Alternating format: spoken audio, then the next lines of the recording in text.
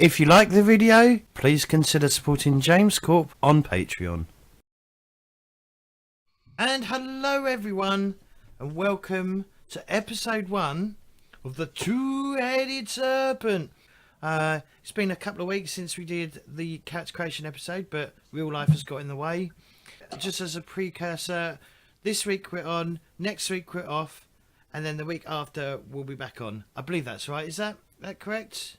That's what you mentioned in Discord. Yeah, because you're busy next Sunday, aren't you? I am busy next week. So if we skip next Sunday and then pick up the Sunday after. But anyway, we're going to go around the table, get people to introduce themselves. As you can see, I am the keeper. And we'll get them to introduce themselves and their character. Maybe give us a little description of their character and how they look and so on and so forth. Just keep it brief. But yeah. We'll go around the table. I'll start. We'll do alphabetically as I've set it up to be like that way. So, Fishy, who are you and who are you playing? And tell us a bit.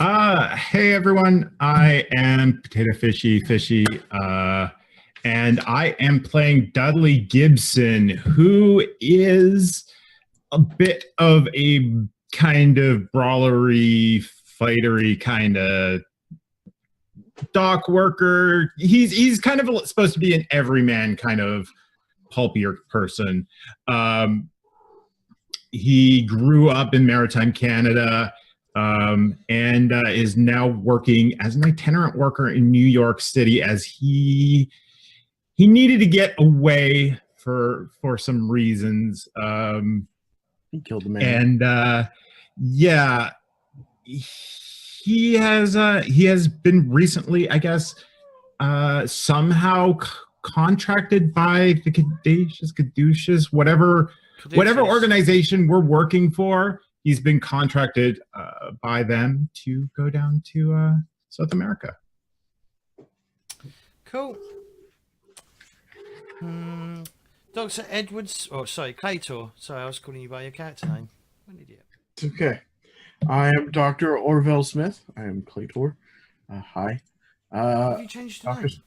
Yes. Bollocks. I put you down as Edward. Sorry. He was Edward.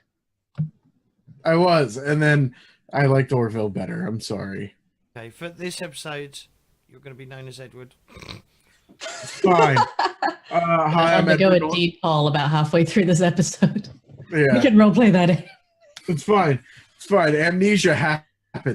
No, Middle name, it's just, first name. I would open up Photoshop and change it, but Photoshop has this nasty habit of leaking memory. I don't know why.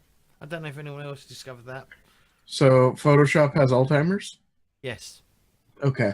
Can I continue? Yes. Okay. I'm Dr. Orville Smith. This my nickname is Edward. Don't ask. I'm an egghead doctor from Seattle, raised in Seattle, Washington, now living in New York. New York because I dreamed of the bigger, not rainy city. Yeah. Honestly, he just moved there just because. He is an intellectual who has been hired on by the Caduceus corporation, or Caduceus, what are they? Foundation. Foundation. Thank you. Corporation. I don't know why corporation came to mind. Foundation. Since I am a doctor, for charitable things. You're a doctor for charitable things? Foundations tend to be charitable. Okay. You were hired for charitable things. You're not a doctor. Yes. Are you all done explaining your character, Dr. Smith? Yes. Is he a medical doctor? I didn't. Yes, I'm a medical doctor. Okay. I'm with you. Okay, Weefs. Hello, I'm Weefs, and today I'll be playing Ethel Parker, who is the world's foremost expert in the occult and also knows a lot about anthropology, which is why the Caduceus Foundation has recruited her. She gets shit done, mostly because she does not care about people. But she's very charming, and that is how she gets away with it. Cool. And last but very not least, she plays it. Or Minnie. So I play Selena Loveridge, kind of an American name, but she comes from Romania. She's a foreigner from Romania coming here because of some strange events that happened in her homeland. She was hired on because she has a special ability of psychometry. She's a very unusual woman. She travels with a snake, and she's got some issues. She's got a bit of a drug issue as well. She loves things that kind of, give her visions or help with her psychometry. But yeah, so she had some bad experience back in Romania. She found out that there was a way that she could tackle whatever the hell is going on. And because of her abilities, she was taken on to help investigate, which will benefit both her and this company.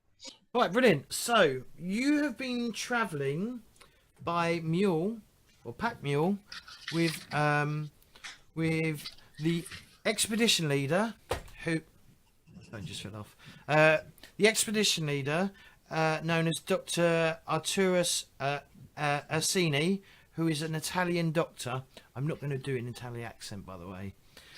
So he's the team leader. You're travelling with 3 other doctors and 6 nurses, and you are heading to... Oh, and there's 14 pack mules carrying medical supplies and your own personal effects and other such things. You are travelling to an aid camp that has been set up because of the Chaco war that is happening between Bolivia and Paraguay. The war is basically over oil or potential oil in this particular area, and currently the Bolivians generally have more wealth and the better trained army, but through considerable blunders from the leadership, they are currently losing the war. And that's historically accurate as well. But yeah, so you're currently treading through the forests of Bolivia, heading up to the small village named Bamba Rumi, which is 2 words. So Bamba and then Rumi, Rumi. I think we could spell Bamba. Pardon? Like that's a real word as well. Well, okay. Bamba is Bamba, and then Okay. sorry, Rumi. And it's a small town? Small village. Mm-hmm. Okay. As you travel along, and you've been traveling for probably a few days by now. Probably you've all been like bitten by some form of insect. You're probably extremely hot, tired, worn out, dirty. Yeah, and you're just sort of like, obviously you're not riding the mules because they're pack mules, so they've got like packs on the side, and you're just sort of like trudging along with everyone. How much talking is there amongst you lot as you sort of like travel towards this aid camp? None at all, or are you all like just chatting because you've all been assigned together? How long have we been traveling at this point? A few days, probably 2 to 4 days, I'd say. Okay, so we don't know each other very well. Mm-hmm. Yeah, we're probably introductory to each other on the first day. Mm-hmm. Yeah. And then, like, chatting along the way of getting to know each other. I know I would be talking with the Italian doctor and nurses about various procedures and other things, and this is their first time here.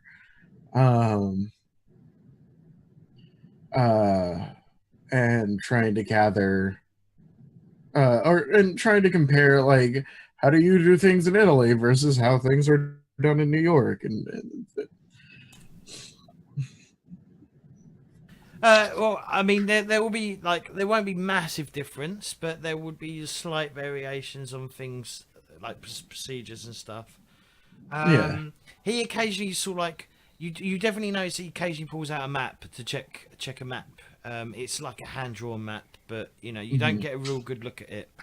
But he believes he seems to be following a bush track, I guess would be the sense, like where a path that has been like trodden and the bush had been eroded by the travel, but there isn't it isn't heavily travelled, if that makes any sense. So it's still, it's overgrown in parts and stuff like that.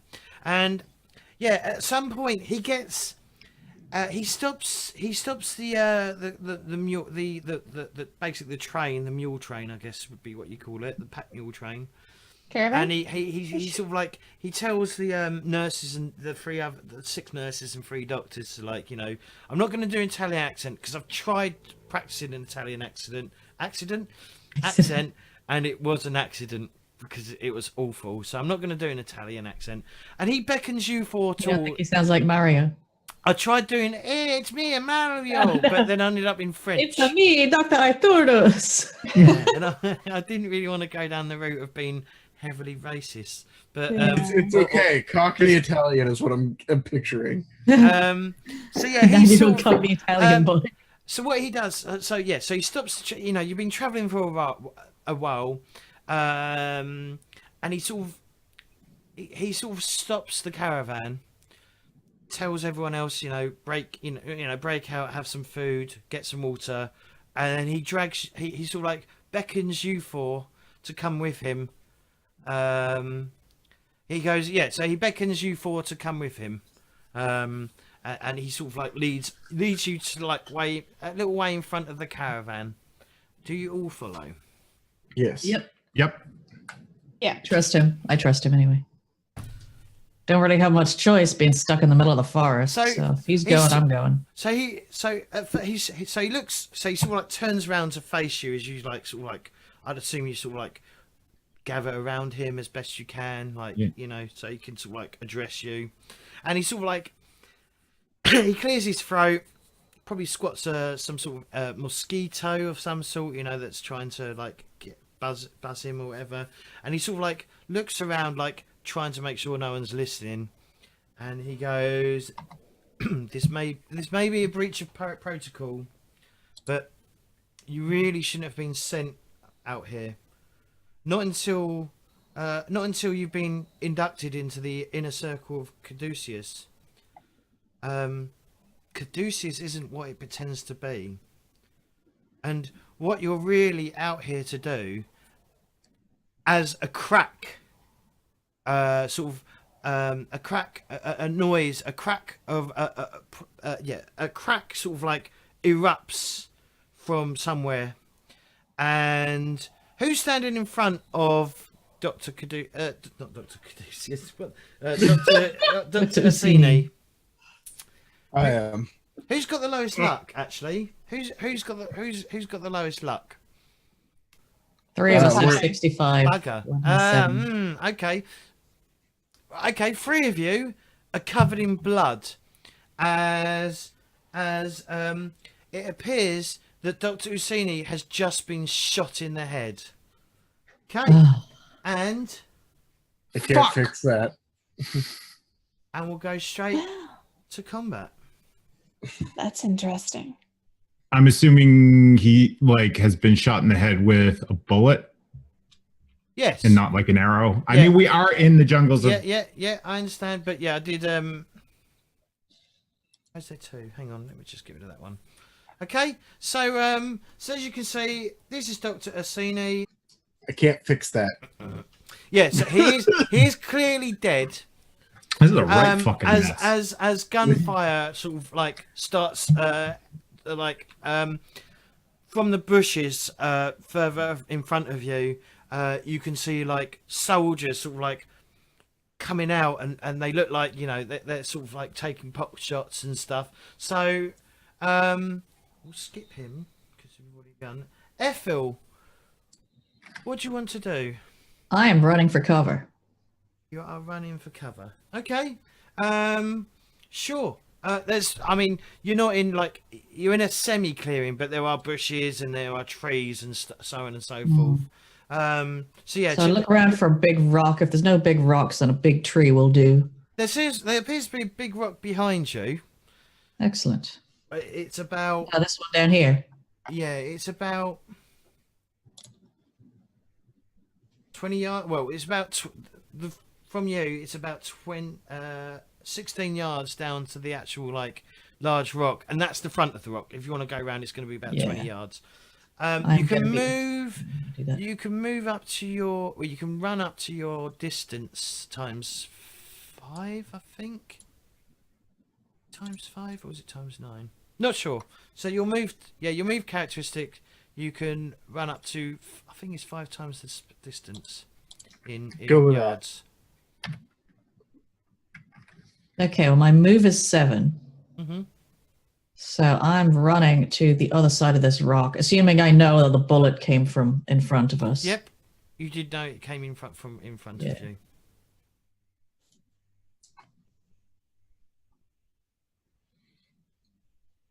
So do I just drag it? No, just grab your token and move him down. Move them down. Whee. And that's your turn. Yeah. Selena, what do you want to do?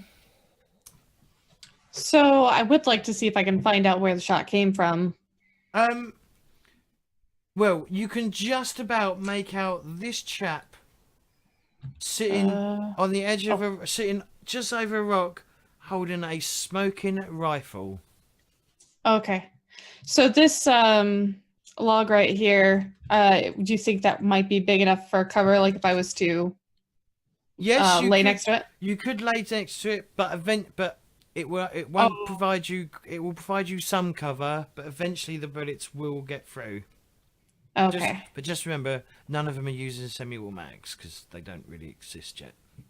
Mm. Well, they do, but they have to be mounted rather than like running around with assault rifles. Yeah, I might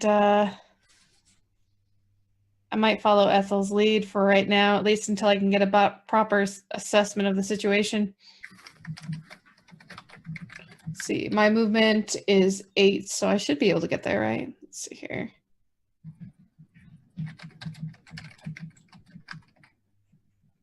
Uh, 17 yards, so. Yeah, I mean, if you want to use your whole action to run, then you can quite easily run that whole distance. For now, yeah, I'll go there. Okay. So yeah, so you run away from the gunfire. You can hear, bullets whizzing past you. No one's, none of the bullets have hit yet, but you definitely can hear them like shouts like you don't. Who speaks Spanish, by the way?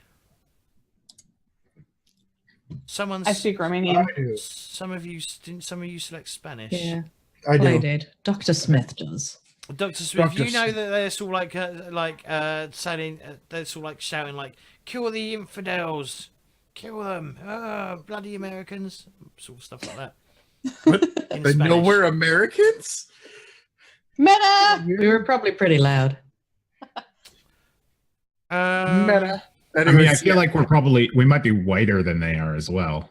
I mean, No, probably not me, but Okay, so the Bolivian soldiers. So they're going to start shooting at people. Probably the 2 most closest targets to them, which will be Dudley and Dr. Smith. They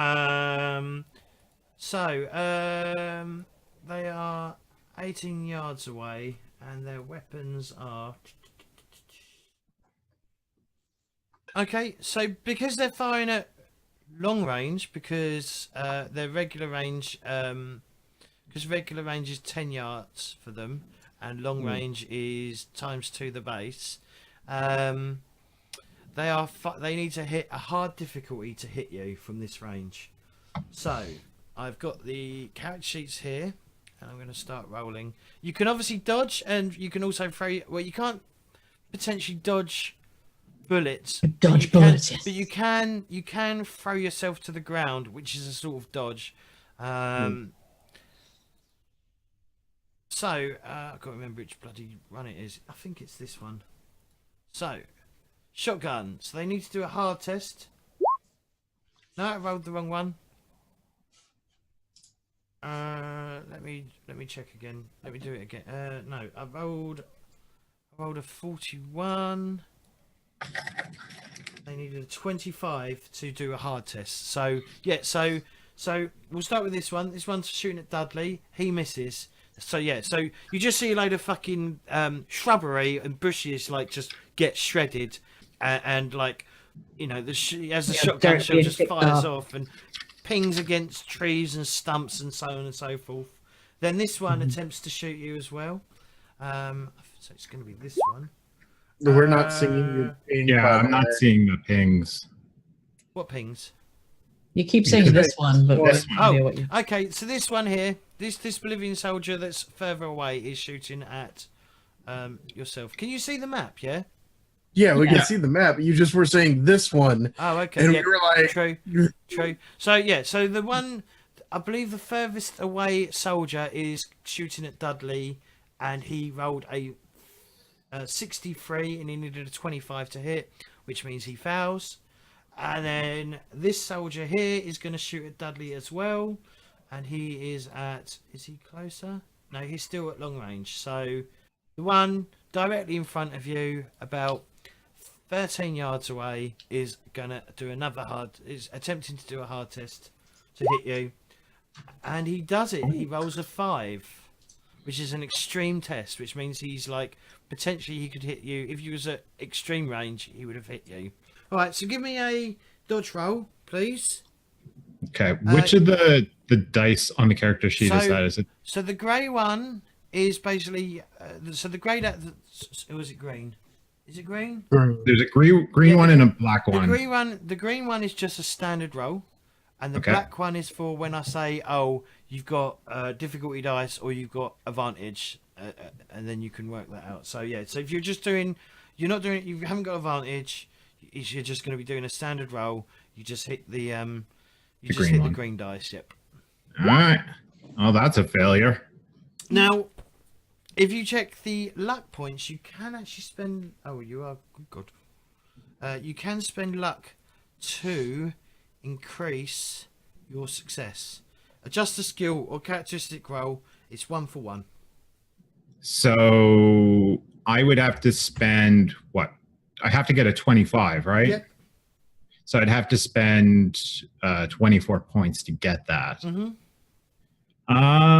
Yeah, I mean, like, this seems like a crucial moment. I definitely want to succeed at this. So Okay. if I just need to get a 25 and it doesn't matter how much I succeed, then I'm going to spend the bare minimum and spend 24 luck points. Okay.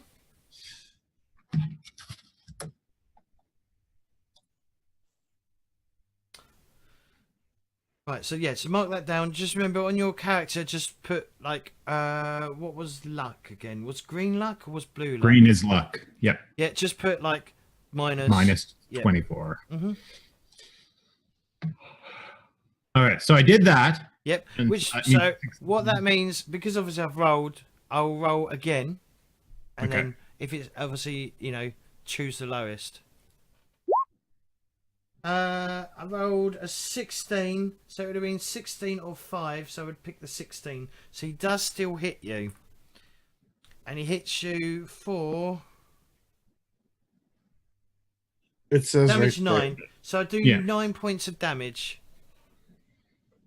You're not wearing Okay. any armor at all or anything, are you? No. Okay, so you take. Can I say that I at least, like, trying to dive for cover, I end up down along the log where I meant to anyway? Yep, that I will allow that. Yep. So anyone Okay. that shoots at you is going to have disadvantage. I Okay. can't fix that. Right. Or wait, no, I can fix that. So I take, like, a shot to my shoulder. There is You're a random hit location. It just didn't do it. Right leg. Right leg. I can walk that off. It's a grazing wound. So yeah, he does you not. Yeah, he does you 9 damage into the leg, which Okay. for most investigators, if you're playing normal Call of Cthulhu, would be most of your hit points gone. So the Bolivian soldier right in front of Dr. Smith is going to attempt to shoot Dr. Smith. Did you want to dive for cover? Yes. Okay, give us a dodge roll, please. It's the black one? The green one. Green one. Oh dear. You failed quite badly there. Yep. No. There's no way. Okay. I could physically spend all of my luck and not be able to make it. Mm-hmm. Also, Fisher, you did Succeed in the dodge, so I should check. I'm not sure because you spent luck. I will check those rules during the break and then come back to you with that. But yeah, just mark down potentially that you've got luck. I'll check it for now and just tell me if I should uncheck it or whatever. So okay, so the soldier directly in front of you, who is 18 yards away, it is a hard check again. So he is going to attempt to shoot you, and he failed. He rolled a 55 and he needed a 25 to hit you. The next soldier, who is to his left, is shooting at you as well, Dr. Smith. Yep. He failed. He rolled a 94 and he needed a 25. And then last but not least, the last soldier is going to attempt to shoot you. And he failed. He rolled a 58 and needed 25. Okay, I'm lucky. Right. Now it's Dudley's turn. Okay, so it sounds like I basically ate my turn trying to avoid the damage. Yep. Which I'm fine with. I'm gonna basically spend the time kind of like ripping a piece of fabric off of whatever shirt I'm wearing and tying it around my leg, around the wound. Okay. You also have a body right next to you that's got plenty of good fabric. Oh yeah, that's a good idea. I can't do anything. anything. No, that I probably would have done that instead. I completely forgot that there was a bloody corpse next to me. Okay, doesn't need Dr. it Smith, anymore. you're pretty much in the same position because you did try an attempt to duck and cover. Yeah. Okay, the captain. He's sort of like I said, he's perched on top of this rock and just sort of like laying down when he shot Dr. Orsini. He's going to attempt to shoot, because he's got the range, he's going to attempt to shoot Selena down there. Now, he's going to be doing it with 2 additional disadvantages. Penalty? Yeah, so he's got 2 dice to his penalty. So, I roll the black dice. See the thing. And he's got so yeah, he fails. So yeah, a shot. You hear a shot hit the rock, like right in front of the rock, and like almost a spark or a thud against the rock, and you're quite safe from where you are. Right. Ethel, what are you doing? I am going to shout words like stop, stop, doctor, medic, friendly, and so on as loud as I possibly can. In Spanish? I don't speak Spanish. Oh, dang. Okay. Okay. Selena, what do you want to do? Well, I'm going to try to sneak around Ethel to maybe another point of cover, maybe around here. Wait, Sorry? hold on. I got to figure out where my farthest... Because I want to try to sneak around if possible. When you sneak, is your movement half like in D&D? It doesn't say, but I mean, if you're moving fast, if you're trying to move faster, I will give you disadvantage, because if you're doing it quickly, they might. Would I have disadvantage? Because they are kind of busy. There is lots of foliage around, so it would be easier to sneak. And there is gunfire. So no, I'd say it would be a standard roll. Right Okay, now. standard If roll. you want to take your time, I'll give you... If you take your time and do it a bit slower, I will say you would have advantage on it. Okay, so with my movement being 8, I think that was 40. If I move about 20, which is about half of what I'd be able to move, would that be like slower? Sure. So, okay, so I'll move about right. I'll try to sneak around here. Okay. Let me put the ping. Give us a stealth. Sneak. Stealth? roll. Okay. Is it stealth or sneak? I have stealth. Yeah, it's stealth. Oh, God. So That's not good. you had... Oh, okay. So yeah. You had +1 dice. So Failed, I I'm think I afraid. failed. Yeah. Yeah, you rolled a 46. Yeah, so And you I needed a 38 to succeed. Yeah. So I moved about right here, but So I you- didn't do a like very I good said, job sneaking. You can spend luck, like I said, 1 for 1. You can spend a luck point to reduce the you could lower the skill, the roll of the dice down if you wish to do so. Yeah, I guess you know what, I'll do that. So Which would to be- spend the luck, do I have to roll? No, What? you just Okay. reduce it by what you. So you needed a 38. You've got a 46. 46. That's So- 8 point. You need to reduce your luck by 8. 8. Okay. Also, my advice is to try and keep yourself, unless you're desperate, try and keep yourself with 30 luck at all times. Okay, so that brought me down to 57. So I've still got good luck. But I'm trying to hide in the bushes right here. Mhm. And then after moving, I guess that ends my turn since, once you move. Mhm. Okay. Right, Bolivian soldiers. Am I right in assuming there was just no reaction to what I did at all? No reaction whatsoever. All right. So these two soldiers. Sorry, I need to point. So the two soldiers in the top left-hand corner of the map, they are trying to flank around to get to Ethel. So they're not going to be shooting. They're going to be moving down and getting ready to attack down there. Oh, Yep. sorry about the interruption. Did you have a chance to look into the pets? Like, do pets have the ability to attack separately, or are they just basically just for show? I think they're just for show, but Okay. I will double check. I didn't get a chance. Sorry, I've completely forgot. It completely slipped my mind to look into that. But That's all right. I'll look into it before I'll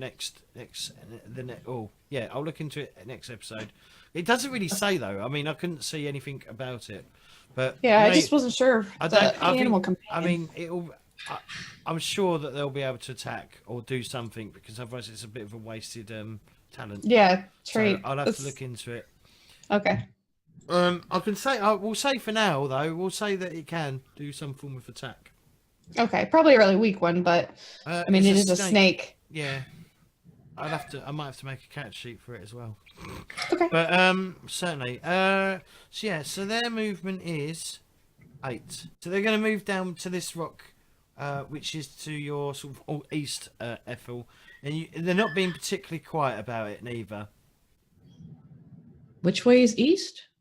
I'm just saying, what to your Left. left.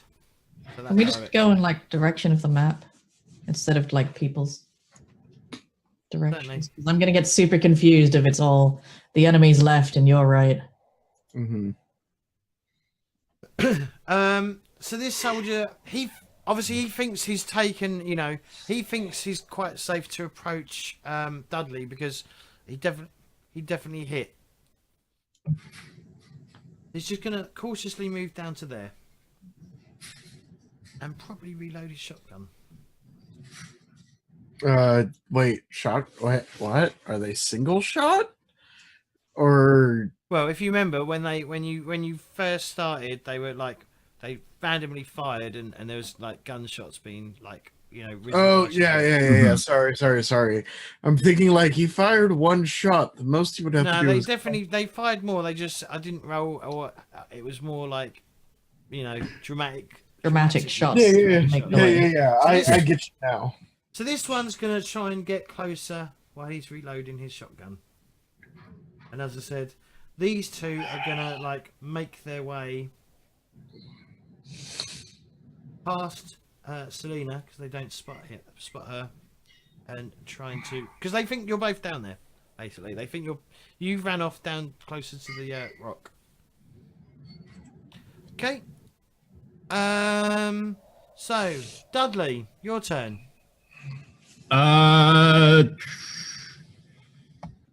If I see him coming around that, I'm almost tempted to just barrel for him and try and brawl it out with him. But I think I'd rather try and take a shot with my rifle. Okay. So yeah, so like as he's kind of coming into my view and thinking he's got me down, I'm kind of like, get the butt of the rifle up against my shoulder and just try to take a shot right at him. He might actually be close range, but he might not. Point blank range, basically, the target is at point blank range within a fifth of the shooter's dex in feet. So a fifth of your dex, whatever that is. My dex is 50, so 10 feet. So it's 2 yards. No. So he's That's not 3 point blank. yards. 3 yards. Oh, is it 3 yards? Okay. Yeah. I still 3 don't feet in think- the yard. Yeah, he's No. just over. He's just over short paint range. Okay. So okay. Let's see how this goes.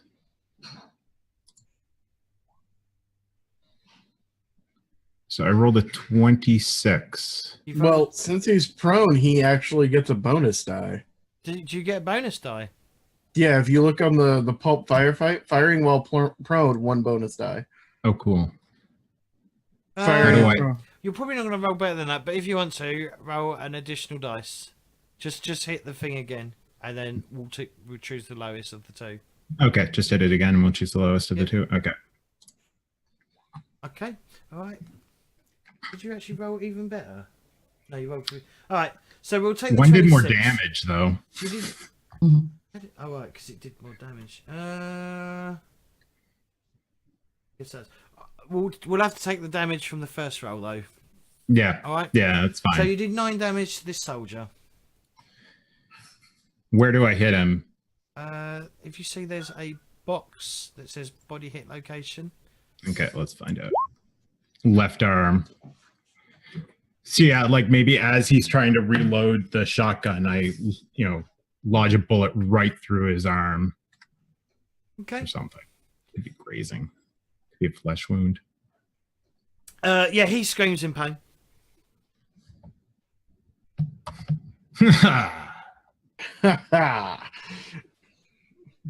He doesn't fall down though, but he appears to be bleeding heavily. And I can only take like 1 shot on. That my is turn, correct. right? Yep. Yeah, okay. Dr. Smith. I'm going to draw my 45 and fire at the man in front of me, Okay. which he is. My dex is 35. Yeah, he's at range. So, green 1. Shitty damage, but that's okay. Don't forget you should roll 2 dice. What? Because you're laying down. No, you're not laying down. Are No, you? I'm not laying Okay. down. Right. So you rolled a 79. You needed an 80. What's the range of your weapon, by the way? 15 yards. 15 yards, and he is within 15 yards, I believe. He is at Yep. 8. He's effectively so- half. Yep. So that's 79. You did 3 damage. Oh dear. I don't have a lot of heavy hitting weapons. Okay. I do have one. damage. All right. You sort of graze him. I mean, you definitely hit graze against it. The shot sort of like goes through the side of his like a thigh. It gets sort of like hits the side of the skin. But yeah. Next, it's the captain.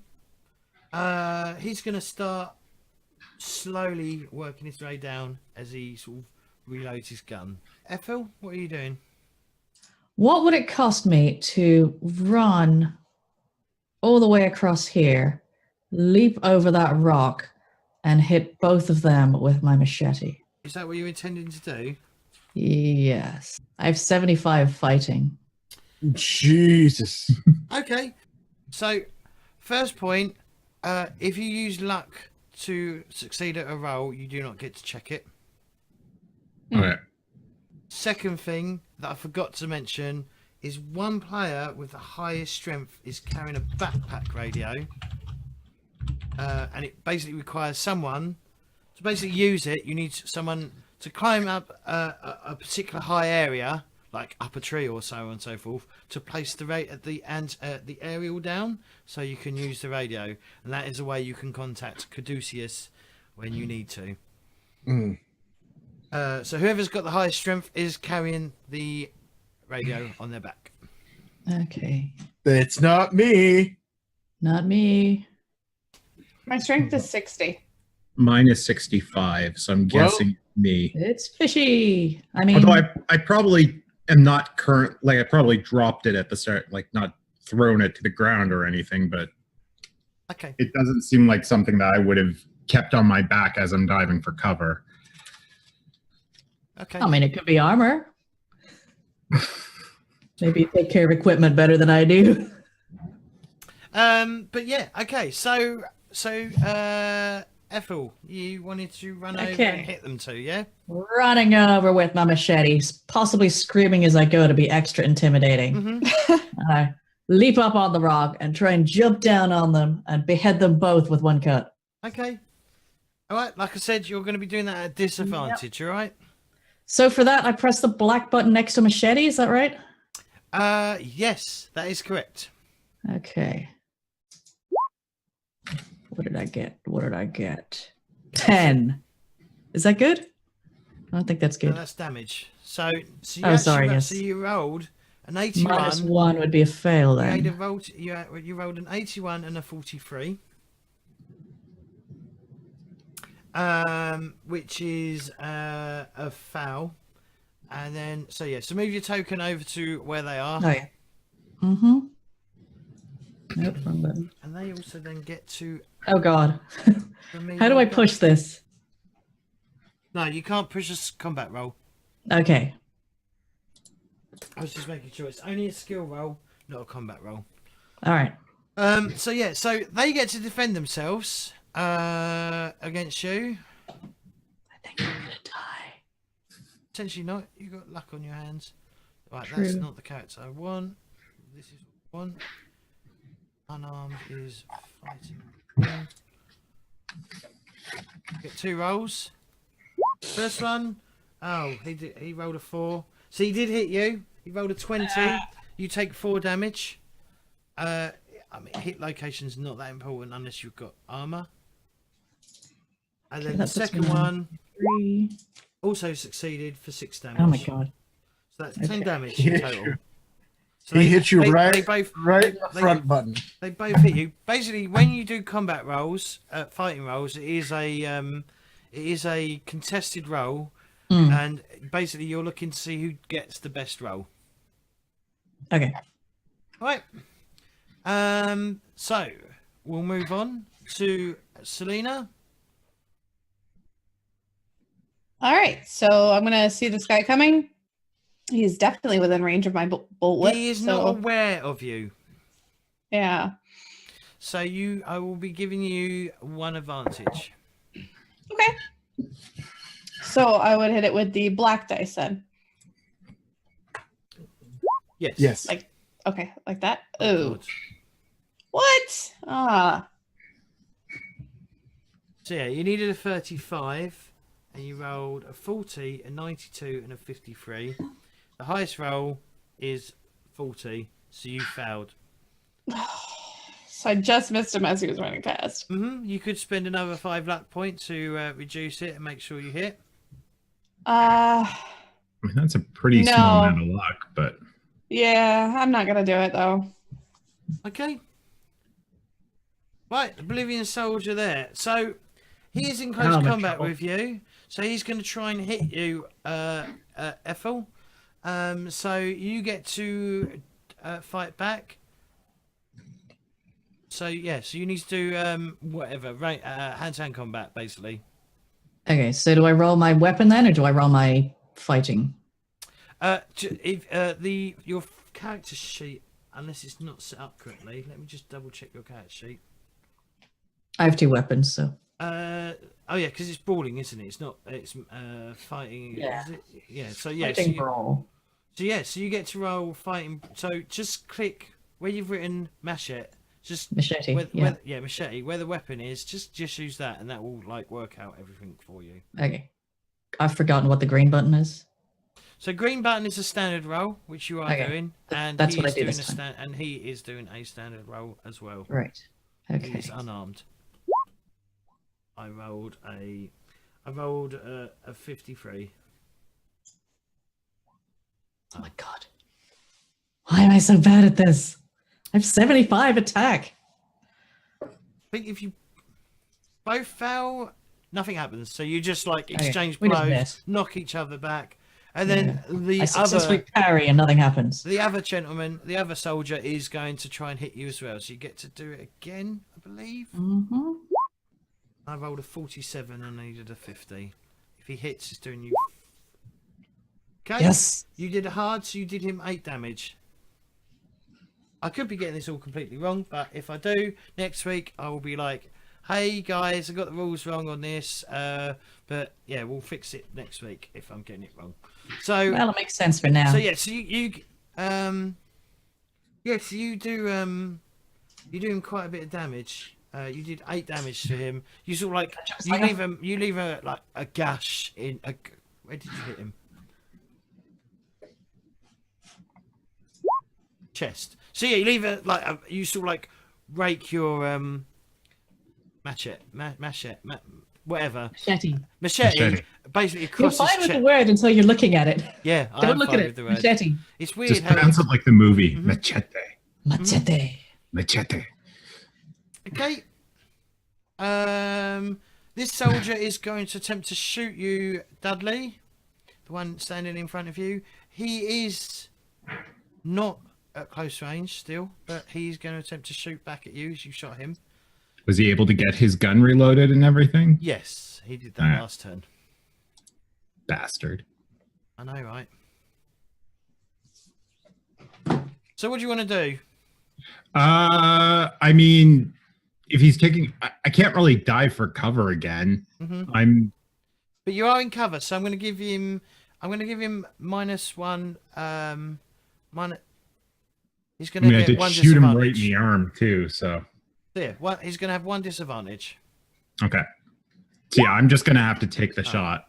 Okay, he succeeded to hit. He successfully hit you, and he hit you in the left leg. Motherfucker! For 9 damage. Where was the? Yeah, so I've got a wound in both my legs.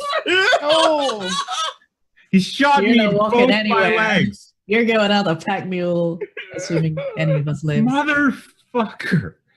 Okay. In front of Decker. I have tough guys, so I can use that to spend 10 luck to shrug off 5 hit points worth of damage. But I don't think my damage is that bad right now. So I'm just gonna take the 9 points of damage as I howl in pain, and I'm just like, ah! All I can think of is Ace Ventura now. Yeah, exactly. Yeah. I'm like laying there on the ground, already just in pain, and suddenly it's just like, what is wrong with you? Well, maybe your foot was more because you're laying behind the log. Maybe your foot, your legs exposed behind it. Do you know what I mean? So you're laying down, even though your like face and torso's covered, protected by it, just from the the sort of whatever the fucking term's called. But he can just see your feet protruding out from behind the log. So he shot at that. So this Bolivian soldier is going to attempt to shoot Dr. Smith. You're gonna miss. Oh, he's in range, I believe. He's gonna miss. Yeah, he's in range, so he's just going to be rolling a standard roll. You're gonna miss. He misses. All right. And then this soldier here obviously now knows that you're there. Selena, is it Selena? Selena? Again, It is Selena. James Fowles words. Selena. So yeah, he's gonna turn and so basically, he sees you try and whip. Well, the whip comes out of nowhere. He follows it back to where you're standing, and yeah, he's gonna he calls out in Spanish to his buddy, and he's gonna try and shoot you. His dex What's he saying in Spanish? Pablo. Text. Hola, mi amigos. El Chuto. El Chuto, that direction. Okay, so he's not quite at close range or point blank range, so he's going to attempt to shoot you, and he fails. And his buddy is going to do the same. He succeeded with a hard roll. So I take 3 damage. You take 3 damage. Roll hit location. Left arm. 3 damage on my left arm. Okay, Dudley. I have to do it in a northern accent. I'm really sorry. So I holster my rifle and pointed at him, and I'm like, buddy, you better hope I have both my toes. And I try to take a shot at him again. If he's going to continue to shoot me with my rifle. I thought with you my said rifle. you holster your rifle. No, I didn't holster my rifle. Okay. Like I meant like I Bolster. holster. Yeah, Okay. that the thing where I put it up on my arm, Okay. shoulder, words, success. Okay. Why didn't they roll That damage? was the wrong roll though. I didn't roll the one down next to the gun. Crap. Okay, so it does how much damage? 2d6 plus 4. Okay, just Okay, roll just- 2d6 plus 4. I think you can Yeah. do that. There's a cut. In fact, there's a 13 damage. Okay. First soldier dies. Oh God! Fucking bullet through the fucking stuff. I can't Yeah. fix that. Yeah. No, Yeah, so, like yeah, so you know, you sort of like say something classy or whatever. What did you say to him? I said, buddy, you better hope I have all my toes. Okay, and yeah, describe how you pretty much gut him with your rifle, or I guess the entry room is far smaller than the exit room.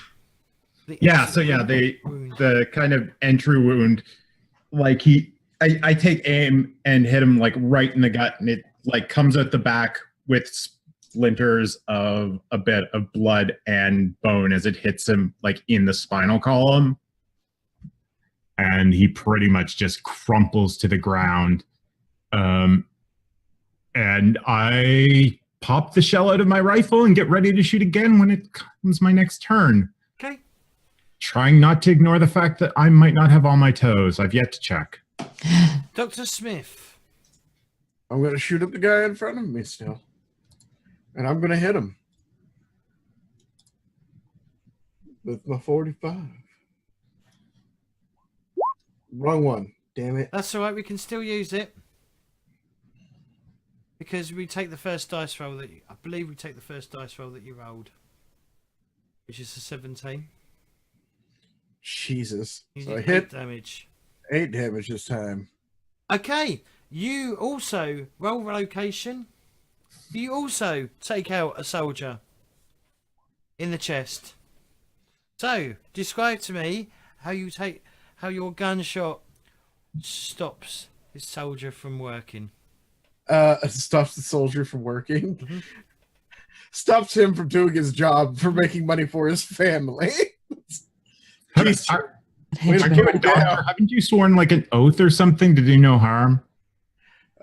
They're doing harm to me. Not that kind of doctor. Not that I can't fix that. But I can't fix this. I can't fix this.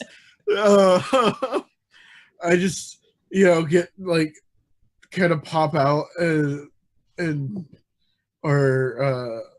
just fire as best as I can into his chest, putting him down on his back.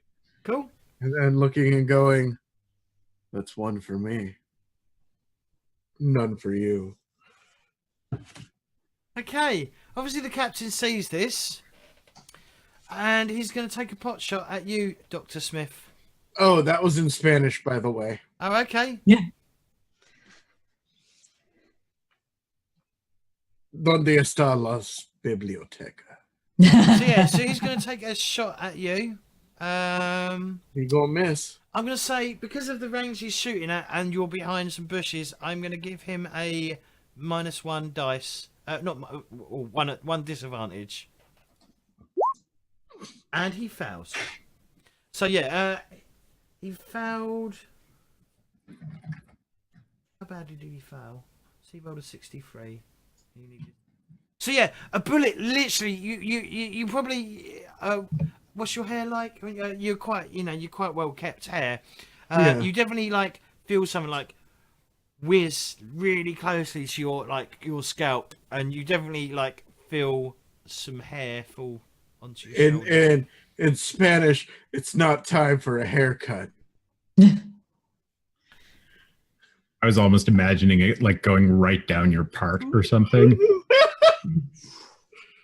That's his action. Ethel, what are you doing? I'm gonna kill everyone. But Damn most it, Jim. specifically the guy who's been injured. Damn it, Dudley! I'm a doctor, not a fucking gunsmith. Okay. You're just gonna fight him yeah. You concentrate on him. Yeah, you're not gonna try and do two at once and have issues. No, I'm gonna do two at once again. Oh god. This ends. I'm just gonna spin around and just wave my machete everywhere. Okay, you've got one disadvantage. Okay, we're gonna do it this time. Gonna murder him. Decapitate both of them at once. You got Yes! success, and for 5 damage, and on both of them, I'm gonna. Well, let's. You got success. Let's see how well they do against you. So they just get a standard roll. First one, got a critical. Oh, come on. And the second one failed. So you take 3 damage from one of them because you don't successfully land on one of them, and the other one you do 3 damage. You take 3 damage from one.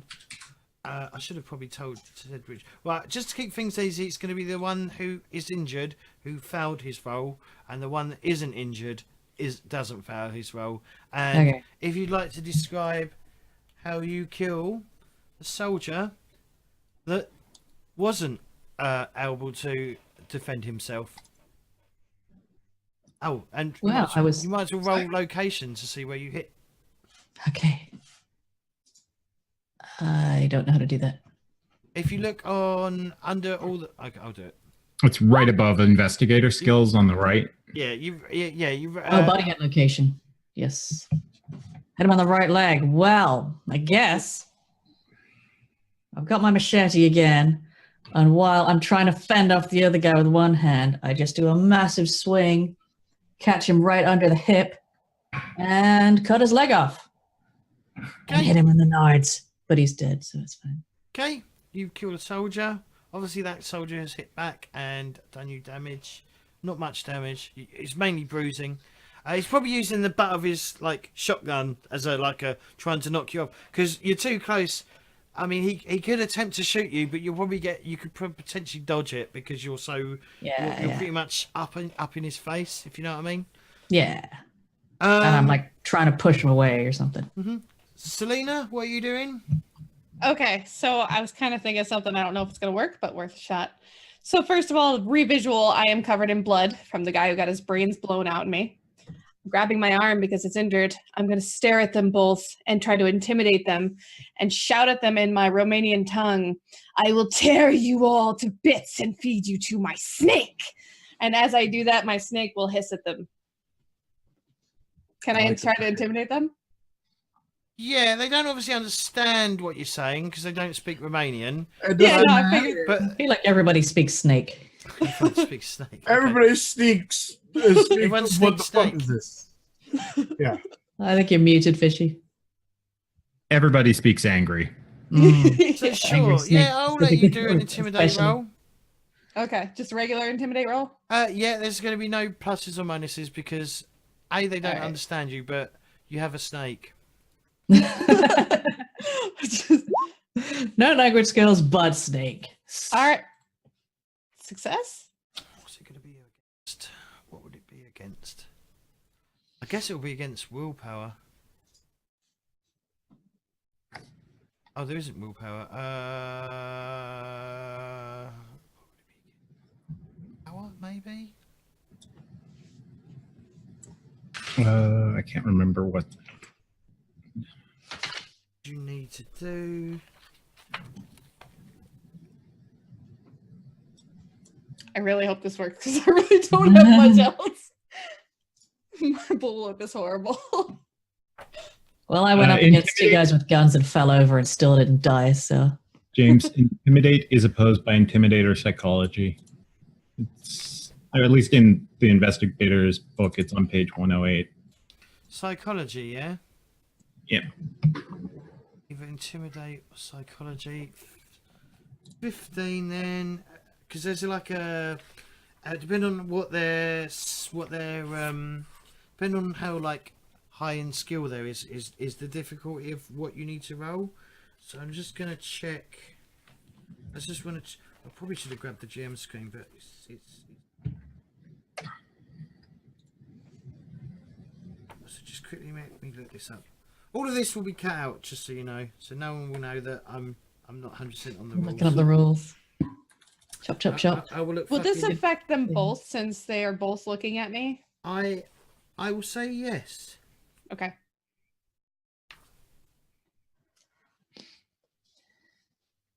Did you say 108, Fishy? In the investigator's book, yeah, intimidators. Ah. If the opponent's skill or characteristics below 50, the difficulty is regular. If the opponent's skill or characteristics equal to or above 50, the difficulty level is hard. And if the opponent's skill or characteristics is equal or above 90, the difficulty level is extreme. So, there we go. My intimidate is at 80. Well, it's... So, yeah, so you needed to intimidate them. You needed to roll a regular roll, and you rolled a regular roll. So they are currently intimidated by you. All right. Okay? I don't think I can do anything after that, though. So yeah, the Bolivian soldiers. So this soldier right next to Ethel is going to hit you with his gun butt. Ah. Doesn't intimidate compel people to doing things, though? Yeah, I assume they're just going to run away. Okay.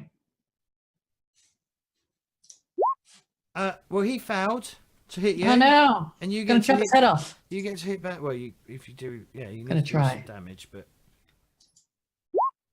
No, just gonna fall over. I didn't fall over. I just okay, yeah, whacked him again. you just Successful sort of parry, yeah. you just sort of slap each other a bit. No! The two Bolivian soldiers next to Selena are gonna basically start fucking heading back the way they come at quite a pace. Run away! She crazy! Ah. Okay, Dudley, What's what do you want next? to do?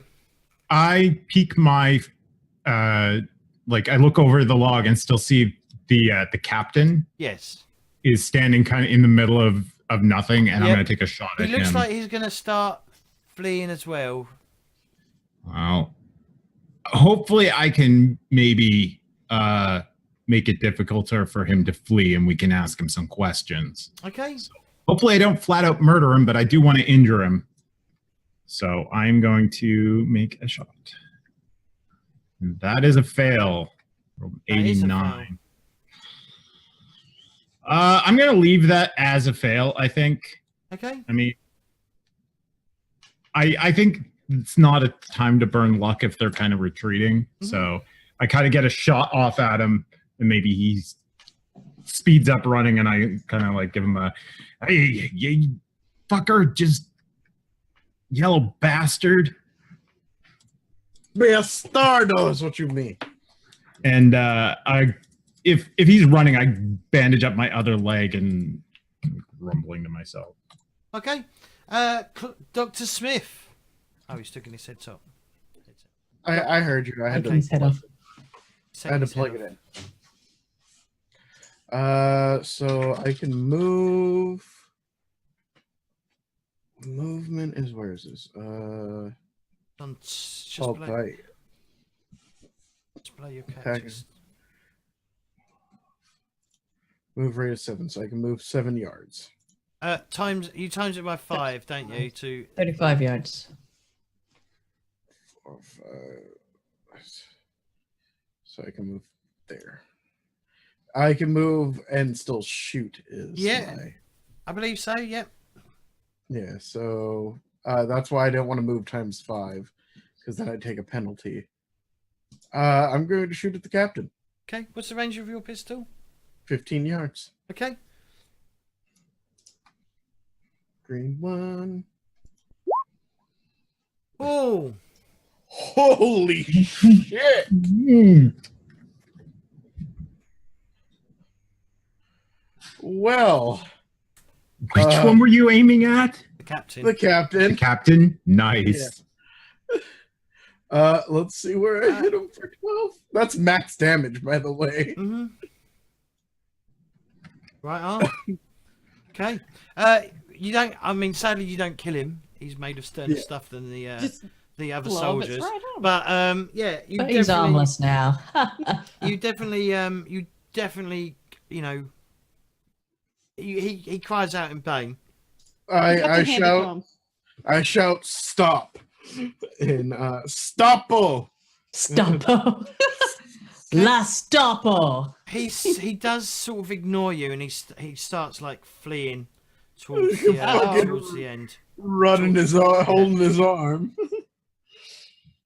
Okay. Ethel. Still going to attack this guy. Okay. Just going to try and You can take stab the him through the soldier. gut. All right. This is a Yeah. contested roll.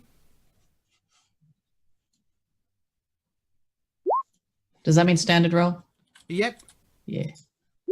Oh. Oh, for fuck's sake. He hits you for 5 damage. He sort of like. Oh my Where does he God. hit you? Where does he hit you? In the chest. Yeah, he sort of knocks you with his the butt of the shotgun for 8 damage. No, 8? 5 damage. 5. Yeah. My boobs. Yeah, he hits you right in the tit. That's hurt. That does Yeah, hurt. exactly. does. That's yeah.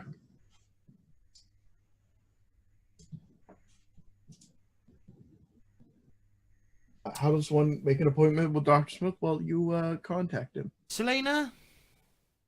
All right, so I'm going to chase after this guy here. Let me go ahead and ping him. This one. Yep. So he's about 14 meters. Can I still make an attempt to hit him with my bullet? Your bullet? Not my bullwhip. Oh. Yeah, of course you can. Okay. I also thought you said Ah! bullet. Oh, And I no. fail again. I'm so bad with this damn thing. Well, your skill is 35, so you know Yeah. you got a 35% chance of succeeding, which is pretty Oh. bad. Also, any of you succeeded in rolls, by the way, don't forget to check your box for the Yeah. skill roll. I did. I succeeded in stealth. That's right. And intimidation. Okay, the soldier. So the soldier next to you, Weaves, is going to attempt to flee. So I will allow you good. to have an attack on him. Yes. I'm going to stab him in the butt. Stab him. Yes. Oh, You rolled a 1. You got a critical. I have chopped his butt off. Right in the pooper. I can fix that with an enema. He's already had an enema. It's This is fine. Does it's a really sharp enema. Does it do critical damage? Cold steel enema. I don't know if it does the critical, God. because you've got a critical there, and I don't know if it does Yeah. the critical damage. The keeper may want to reward a naturally roll critical success during combat. While normally this means the hero wins the combat, the keeper could award an additional beneficial effect or allow the player to choose. Here are some ideas. So make it up, basically. Yeah. If you get a critical, do something cool or not. Yeah, I'll let you do What some if? if you want to. I just kill him. I kill Yeah, him up I'll the let butt. you kill him. He is literally a mute. I have killed him up the butt. Okay, you've killed another Bolivian soldier. Okay.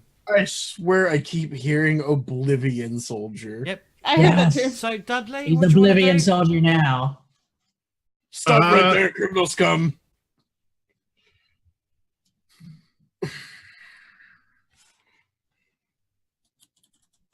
They have not been stopping or anything. I'm going to try and take one more shot at their fleeing captain. Okay. He should still be well within my range because it's only like, oh, that's not that far of a distance, and it's 110, so it's 24 yards. So let's see, Dudley. Roll. Rotten boy! I rolled a success. Rolled a 72, and I needed an 85. 13 damage. Okay, describe how you kill the captain. Well, let's see where I hit him first. Right leg. I just hit him in the back of the knee, and it blows his knee apart.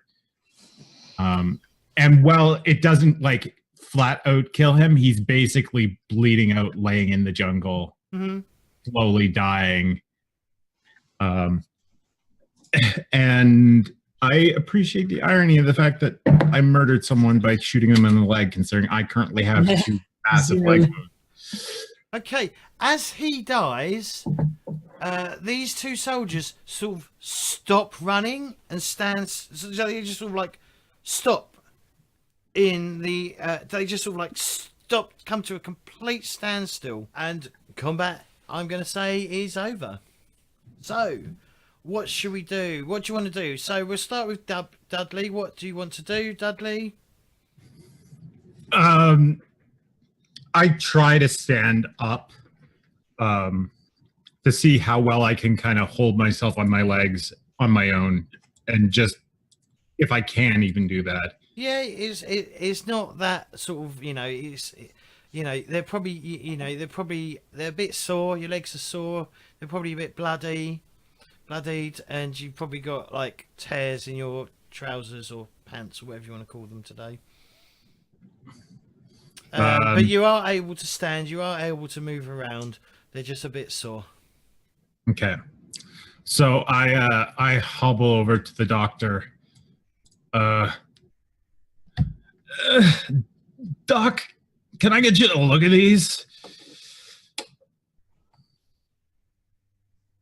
They're your legs.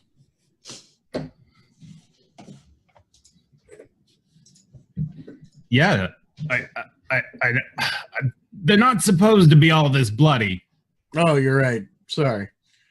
It's a bit of a Doctor Who joke. Might have gone over your head. Yeah, sit down on the log and I'll take a look at them. Okay. While you're doing that, can you quickly look up how that works, for me, please, Claytor? The fuck? What? Doctoring? Yeah. I don't know if it's a skill roll or what, or whether it just happens. Ethel and Celine, what are you doing? Well, my attention's on the guys, and I'm going to try to, if you don't want to end up like your friend over there, I suggest you tell us what you're doing here.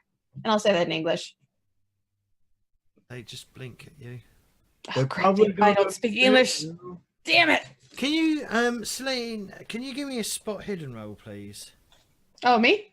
Yes, please. Yes. Lena? Ah! It's not good. Okay.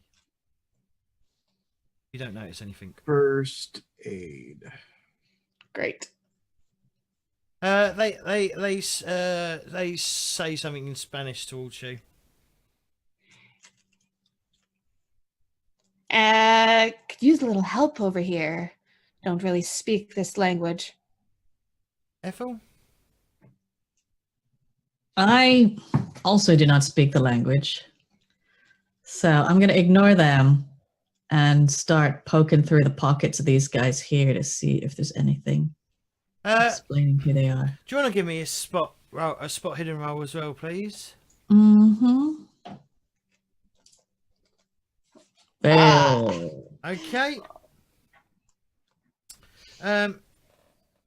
There's nothing apart from like their uniforms and the shotguns and ammo that they've got. There's nothing extraordinary about these soldiers. All right. I'm gonna pilfer the ammo though, if I can do that. Is ammo an item in this system? It's not really, is it? Not really, but do you use shotguns? No. Okay. So I think the only thing we really have to track is how much ammo we have loaded for the gun. Okay. Never mind then. So I can give him first aid, which is what would be appropriate right now because Yep. medicine is diagnosis, treat accidents, injuries, diseases, poisons, etc. Make public health recommendations. Right now, this would be a person treated successfully with medicine recovers 1d3 hit points in addition to any first aid they have received, except the case of a dying character.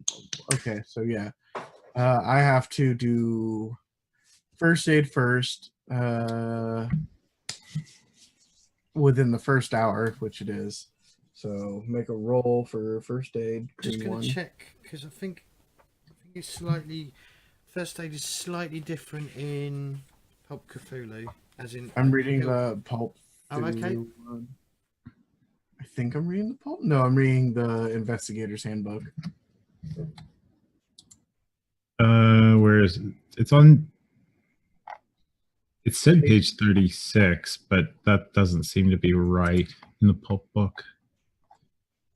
It's around there though. It's just the It's list. page 37 in Pulp, and it says first aid grants 1d4 points of recovery with a successful application. Otherwise, the skill performs exactly as described for Call of Cthulhu, described in the Call of Cthulhu rulebook. As an option, keepers may award an automatic 4 points recovery with an extreme success. Okay. So is it 4 points? Yeah. So it's you recover 4 points. Was it? Did that what you said? 4 points recovery. He still has to roll. Yeah. I sit down probably on the log. Okay, he got an extreme roll. Yeah. So you clear nice. good rolls. Nice. Yeah. So My skills are like 80 and 90 when I use them. so I'll say you recover 8 hit points because he got the extreme roll. So Okay. So you get the standard 4 and then you get the bonus 4 for an extreme roll. Okay, cool. I can treat you further. This is the best I'm going to be able to do for right now. You should be able to walk. It doesn't look like any of your tendons are torn. You're going to have bruises and you may have a limp. Maybe you got shot in both your legs. I don't know if that'll cancel limpage out. Limpage. Limpage, it's a doctor term. I suppose I'll make do. I mean, I'm a fair bit better off than him. And I point at Dr. Arturo. Dr. Orsini, whose corpse is laying next to the log with just like this massive head wound. Yeah. And Where he's he doesn't have probably a face. gone pale some, and there's bled out some. I rip off, like, I take his pants and use it to bandage you up. Are you searching him as well? Yeah, I'll search him as well. Like, obviously. Okay, you find on him he's got some anti-venoms because of the type of forest forest. Yeah, I guess it is a forest jungle, and he's got a blood-stained folder.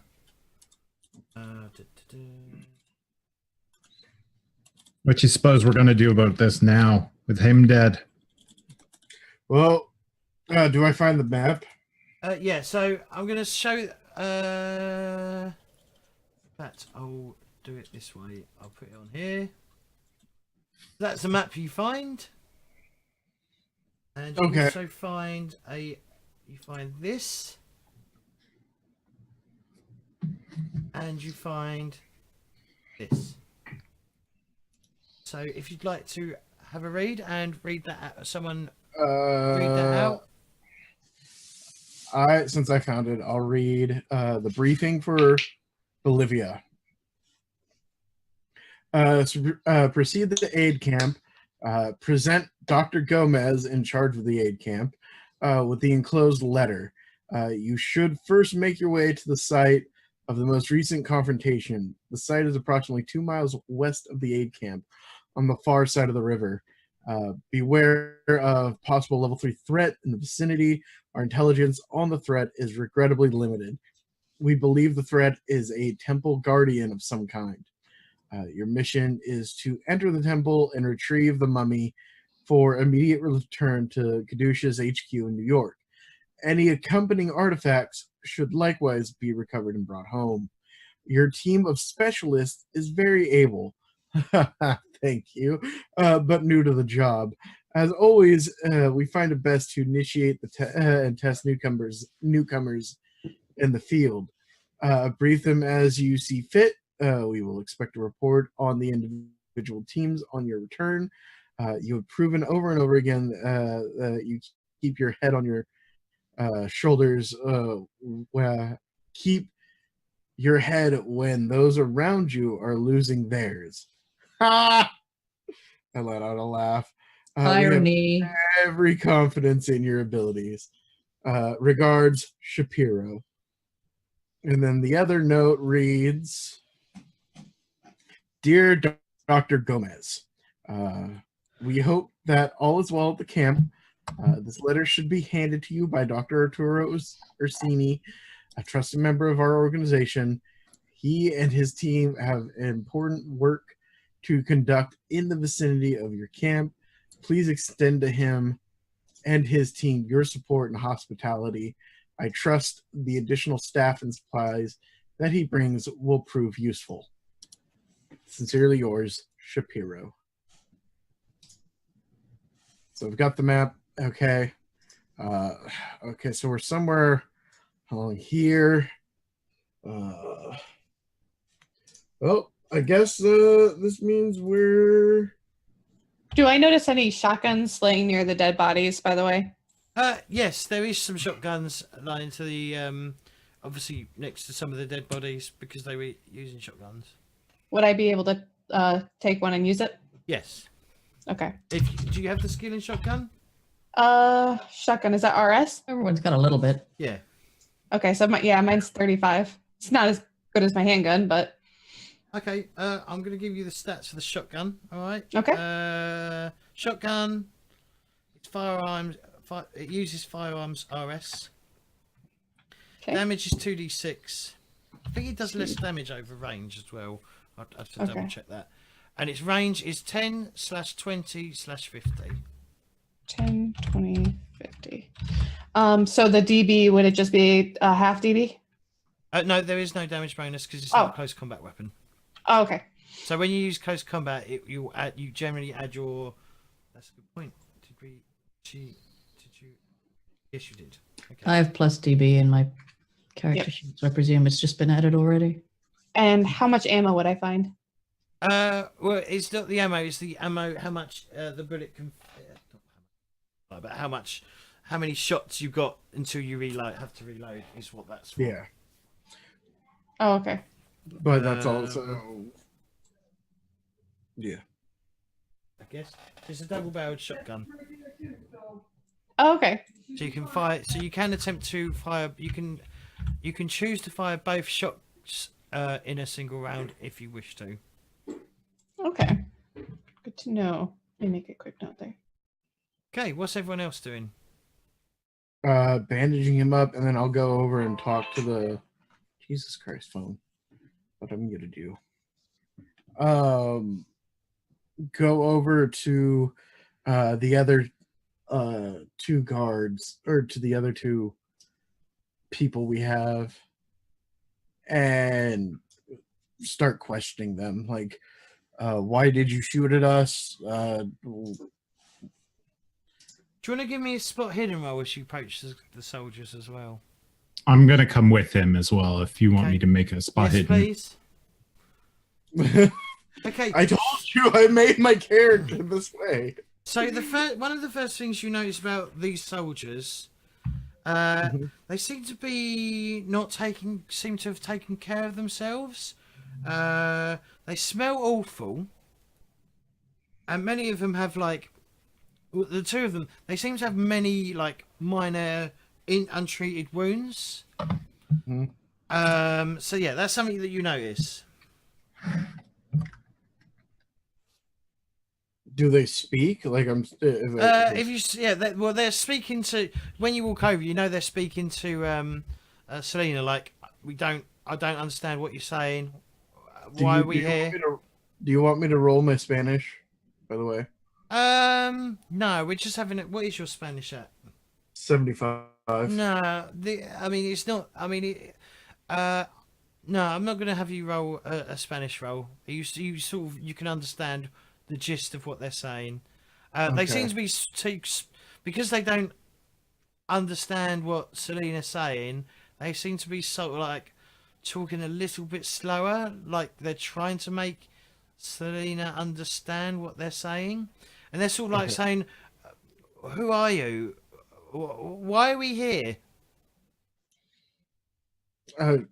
You were shooting at us. Yeah, just speak English, Claytor, while you're speaking Spanish.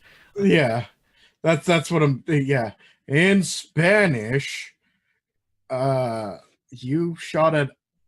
Do you not know where you are? No, the last thing I remember was being in a battle, but You look like you've been in one. You have a number of untreated wounds. Do you want me to take a look at them? they like I said, they absolutely heave of like just absolutely stink. You can tell they like, you know, as men sometimes do. They and why do we stink? I have no idea. There's a river nearby. Would you if we take your weapons, do you want to travel with us to get a look at the doctor? To get a look at yes, we'll travel with you. Yes. Okay. Dudley, can you take their weapons? You got it, Doc. And like lead them back to the mules, and we'll bring the doctor's corpse and put it over. So what's going on? We're bringing them with us. They don't know how they got here, which is odd. They don't remember shooting at us, which is odd. But they reek. So there's a river coming up. So Do they think we're idiots? no, they legitimately don't look coherent. How could they not remember what they did less than 5 minutes ago? Short-term memory loss. I don't recall them getting any sort of traumatic experience or anything. Well, I mean, it's also could be a number of things. Amnesia, possible mind-altering drugs of some kind. That's why I'm offering to take them to the aid camp. So Have you searched them for these drugs? No. Do you want? They smell very ripe. I don't want to touch them right now. Okay, maybe later. Bad hygiene. It's not healthy. They smell very ripe. It's a time to get out our nosegays. Yeah, that I would agree with. They definitely smell ripe. So we'll continue and we'll go back to the mules and we'll let them wash in the river, and then once we get to camp, then I guess we can discuss things further. Is there anything else anyone wants to do here? I want to check the captain's body for any signs of occult anything upon hearing that. Okay. So you head up to perceive the captain, or have a look at this captain, because you can tell he's a captain because of his hat. But when you get close to him, like, you know, because you've only seen him from afar. Yeah, I've been way at the back. Something about him doesn't look right. It's almost like the skin that he's wearing doesn't fit his features. Oh, And check for lizards. yeah, and when you check the wounds, like the wound that he's taken, he appears to be wearing human flesh. Oh no. And he appears to be some sort of snake man that is under the skin. I need you. Let's start ripping his skin off to see what's really there. Okay, well, before you, I need you to give me. I need you to roll a d6 for me. Hang on. No. Sanity rolls. Hey, all of us? No, Just me. Just you at the moment. Okay, let me check something because I have some skill. I also need to check how you do a sanity roll. Yeah, so yeah, give me a sanity roll. You need to roll to succeed. You need to roll under your sanity, your current sanity, and then if you fail, you're going to be losing. Was it 1d10 sanity or was it 1d6 sanity? Okay. I have hardened, which Okay. ignores from attacking other humans, viewing horrific injuries, or the deceased, but I don't know if that applies here. Oh, good point. Some of you should have probably done sanity checks for that, but okay. Well, Like everyone's meant to do sanity checks, yeah, given that we've so- just butchered a bunch of people. sanity points. So no, this won't. Unfortunately, because this isn't human. Yeah. This doesn't apply. So you need to. So this is sanity from viewing a snake person in a Yep. human, which is definitely not good. So 1d6? So yeah, do me a sanity check first. So click sanity. Oh, right. You roll in the green one again. Yeah. So you fail. So you take 1d. So yeah, roll 1d10 for me, please. No, 1d6. 4. You lose 4 sanity. From basically, oh my god, 5 to 61. there is a serpent person, a snake person, serpent person. This is a snake in human skin. And yeah, How did it have legs? This is strange. also, I need to go. Dudley, you need to give me a sanity roll. Well, everyone that's viewed a dead corpse. No, it doesn't. So, just seeing a dead body. If you know there's a dead body there, it's not a sanity loss. It's if you're surprised to find a dead body. Welcome, If that makes any sense. So if you Here's a accidentally dungeon stumble- dose of genuine adventuring. So I'll let that go through. So yeah, if you accidentally stumble across a dead body, that you didn't put in the ground, then you're gonna be like having to do sanity checks. Where if it's just a dead body that you've seen, you've I've lost my train of thought. So yeah, so if If it's we come across a corpse and it's, oh no, surprise, lots Yeah. of sanity. and that's when Ethel won't take sanity loss like everyone else. Yeah. All right. So this hardened thing does say sanity point lost from attacking other humans. So does that mean it applies to everybody here for the fight in general? Obviously not the captain, but then again, we didn't know that. I will. What I'll do is to keep things going. I will check the rules for next week and then update you all Okay. next week. If that's cool. I was going to ask also, we were very much surprised that the doctor got his head exploded with a bullet. Oh yeah. Viewing horrific injuries. Yep. I guess that. Well done. Yeah, We need I'm to- not trying to make us Sanity. suffer, but that did seem kind of fucked up to, pass Yeah. by. Brain sprayed in our faces. Yeah, In the middle of exactly. a conversation. Oh, Clay, did you take the medical experience package? What? What medical experience package? I'm on page 62 of the normal handbook. Yeah. No. So the archetypes overrides that, so you can't take an archetype and a package. 'Cause They are Okay. the same thing. Okay. Yeah, I didn't know about. I was like, I went by the pulp one and picked Egghead and Doctor of Medicine. Okay. And then Okay. if we have to do it, then at the beginning, housekeeping at the beginning of next session, I'll be like, okay, you all need to give me sanity rolls for this thing, if that's okay, just to keep things moving and not to slow us down too much. Anyway, so this captain is not human, and appears to be wearing the flesh of a human. I'm going to take a photo. Sure about a camera. Okay, you take a photo. Take a selfie. Are Yeah. you also searching him as well? And Yes, also, I will search him. I'm basically going to literally tear him apart. Is maybe not the okay. part, but the Balls, skin lid, and everything. balls, lizard body. Mhm. Expose all the snake / lizard.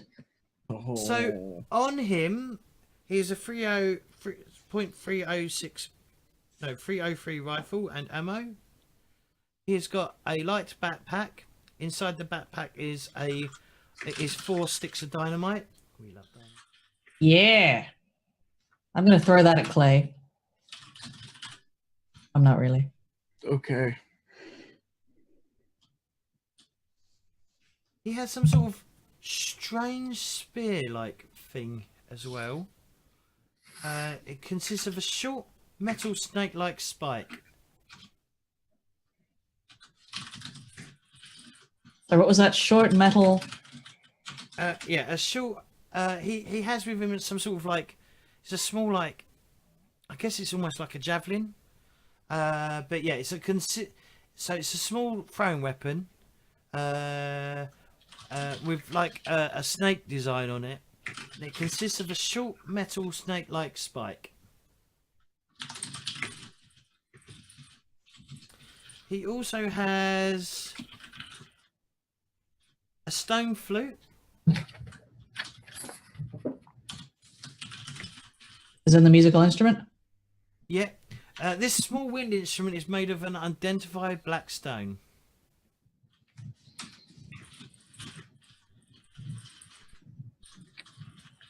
Okay. He also has on his body this map. Or this bit of parchment. And a compass.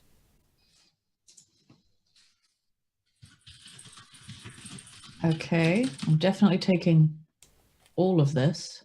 Not the dynamite. I have no need for a backpack, right? We'll assume I've got a back. We have backpacks. Mm-hmm. I mean, you're taking a bunch of stuff off of them. It depends. It might just be easier to grab the backpack and go with it. Yeah. I don't really want that dynamite and anything that may have been leaking off it. We have terrible experiences. Mm. Almost like you're scarred. Is that everything? That is everything. Okay. None of these symbols, I'll show the parchment to people and ask if these symbols look familiar to anyone. I presume they don't look familiar to me with my incredible occult skills, yet no knowledge of Cthulhu mythos. Well, yeah. Are you telling us where you got that from? Yeah, yeah, I'm doing all this like lizard right person and everything, or are you? This is not a secret. I'm openly Okay. ripping bits of flesh off this corpse and throwing them around. I'm choosing to ignore this. What skill could you roll to try to see if you recognize any of the symbols? It would really only be Cthulhu Mythos roll. Okay. Can I roll to see if I do? Do you have Cthulhu Mythos? Yes. Yep, then you can. Hey, whoa. Oh. Beaver. Wow. Sorry. Can I use that roll? Yes. Okay. You're probably going to be one. Okay, I was about to say it's going to be a hard roll. All right. Let's see what it tells me. Okay, you definitely know it's. If you compare it to the map that Dr. Smith has picked up, you can definitely tell that that's the river that's running up and down the that's running the length of the map itself. In fact, I don't think people can see this, so I'm gonna just go over to here. Everyone can see it if it's in focus. But yeah, so it's like a circle within a circle with lines going about. That's the black line that runs up from sort of south to north of the piece of paper, from bottom to top, is clearly the river. And you don't know the language, but you have seen the language before. You believe it is Nakel, which is the language of the serpent people.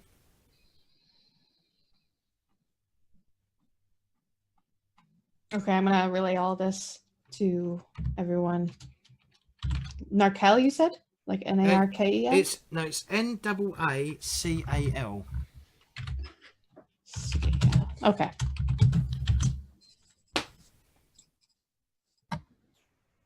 But unfortunately, it's a language you don't know. serpent people, Oh. Nurkel, mummies, temple guardians. What the hell is going on here? I thought we were in the jungle to deliver medical supplies. I mean, we're also here for that. I'm not a medic. Not exactly a medic myself. I am As a an medic. anthropologist, would I know anything about the Nakel people? Um, I don't specialize in Bolivia or anything along I'll those allow you lines. to do an occult roll, but you will need to give me a. You will have to get an extreme roll to. Okay.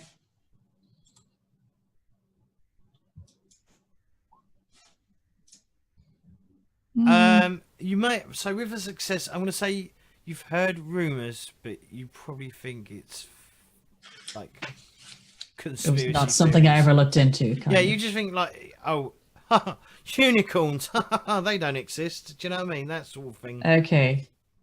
You know, you probably believe it to be like, yeah, like, rather than real. yeah, like dragons. You know, dragons aren't real. They're based off something that possibly was real, or well, not that. Yeah, so like, yeah, dragons are lizards, basically. Do you know what I mean? It's sort of like people, Yeah. people exaggerating things. Okay. I'm going to relay this, think, oh, they're not a real people. It's probably someone who heard these myths and decided to use the language as code. That's potentially it, much like Atlantis. Although we do have the snake person, so maybe I'm talking crap. Yeah, I was going to I'm say, literally I gonna normally. I was about to say that. I've never heard of any sort of snake people. Yeah, I was right there with you. Normally, I would. What are you going to Go do ahead. with this snake person's body? Uh, Ethel? Are you showing it to the others? Because if they yeah, are, yeah. If you're showing it to them, they all need to give me sanity rolls. I'm Okay. definitely going, look at this. This ain't right. Yes, can you all give me sanity rolls, please? Oh, Yep. I'm gonna need a drink at some point soon. can I After spend seeing five that. 5 luck? Wait, it's 5 to get I that. don't think you can spend luck. Can you spend Oh. luck on sanity rolls? Let me just check the document. You can't. It Okay. says on the cheat sheet. Where is Okay. the cheat sheet? James has it pinned in Discord. Discord, yep. Sanity roll, right? Yep. Yep. Failure. Okay, Yeah. you all need to give me you all need to roll me a d6, please. And that is minus to your sanity. Okay. Okay, you lose 1 sanity, Claytor. Selena, you lose 3. Fishy, you lose 4. That's it.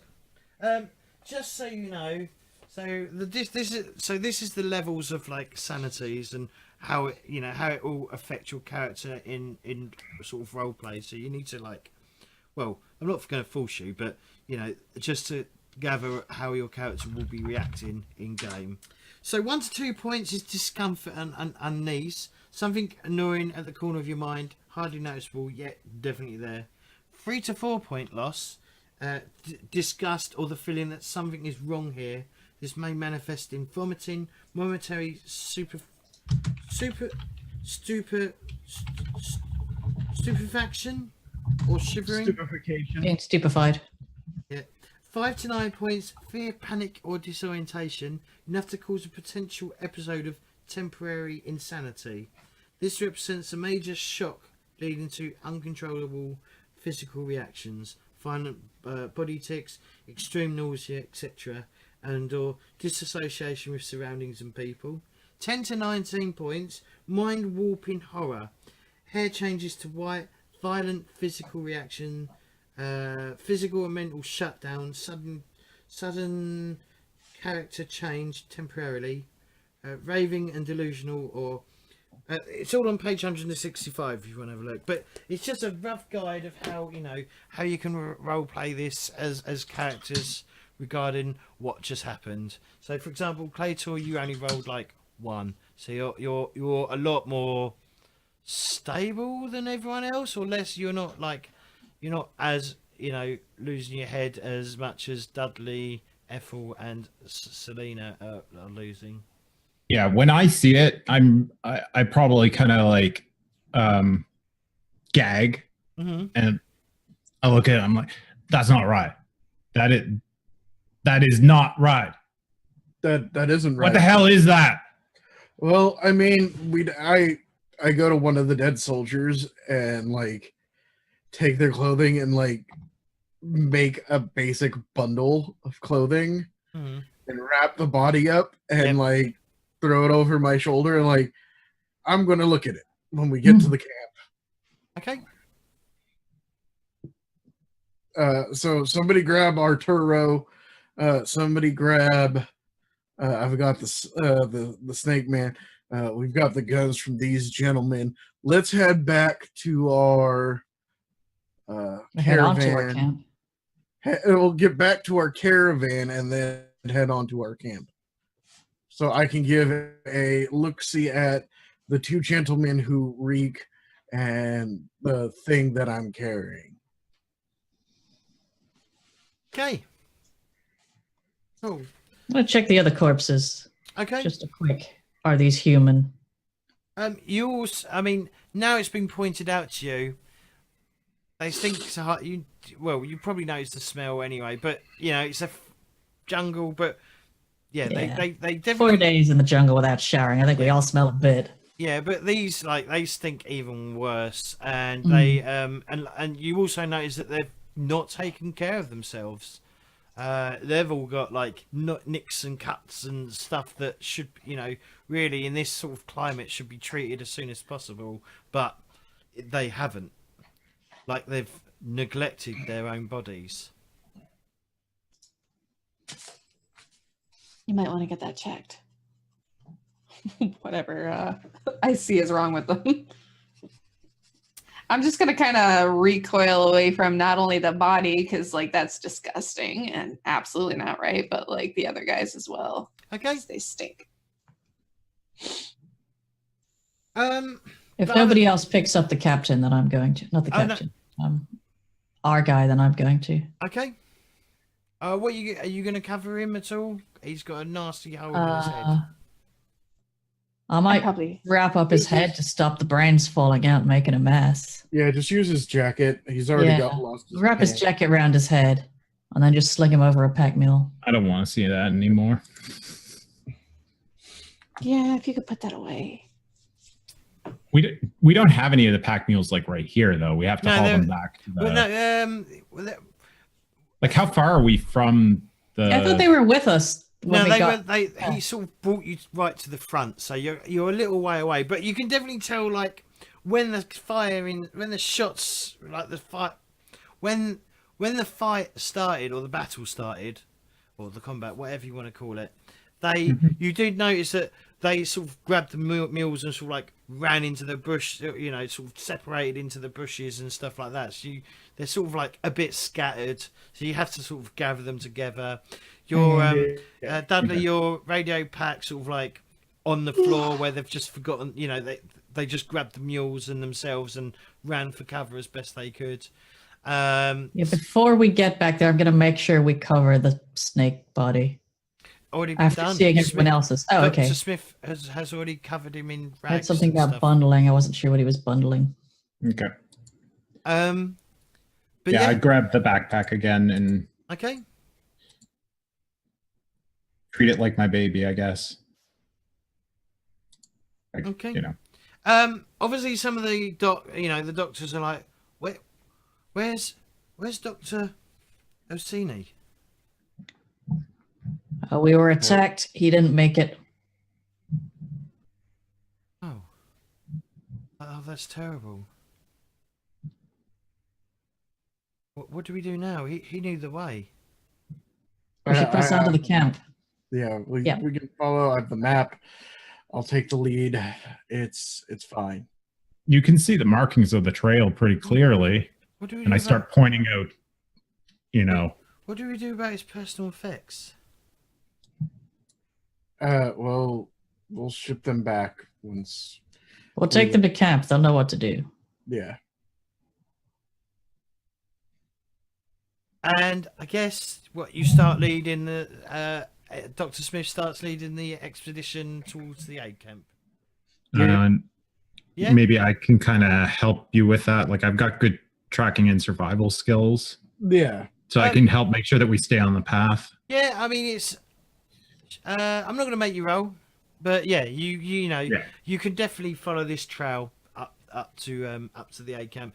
You're probably, I think you're about 3 or 4 miles from the actual aid camp when you stopped, so you're not terribly far from it.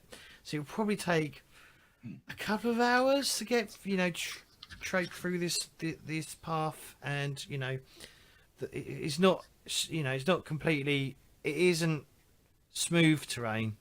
It is a bit rough going.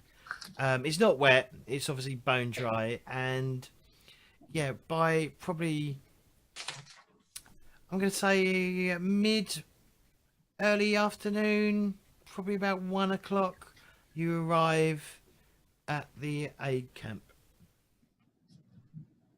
So, like I said, it's a small village. Hopefully this map works, because I've given... You can't. You can see everything, can't you? It hasn't switched over. Oh, that's because Yeah, it hasn't switched switched you over yet. Whoosh. Yes, now I can see everything. So basically, the houses in this aid camp are small adobe style buildings, so they're sort of made out of wood and mud, pretty with thatched roofs. Many of the houses appear to be destroyed, and there appears to be canvas tents pitched up in between these buildings, or the remains of the buildings. So like the wall, so like there's like canvas tarpaul sort of like stretched over like the roofs and stuff, and basically they've sort of like set up this aid camp within the walls of the destroyed buildings.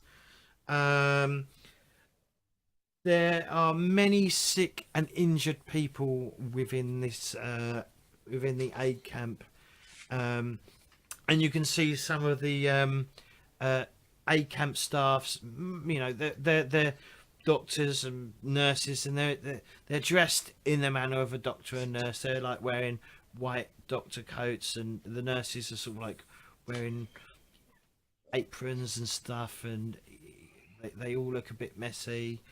And and they're sort of like running about. One of them spots you entering the village or the camp, and they run over to you. She introduces herself as Dr. Ania Salvatorelli.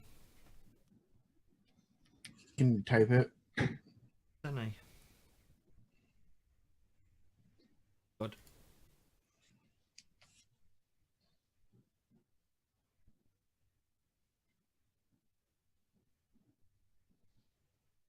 Anani Salvatorelli. I was gonna go with the Nahi. Yeah. Anahi. Well, it's still Salvatorelli. Call it Salvatorelli. Yeah. Yeah. Dr. Salvatorelli sounds Italian. Yeah. That's definitely Italian. She's like, oh, thank God you're here. It's a me, Anahi. Sorry.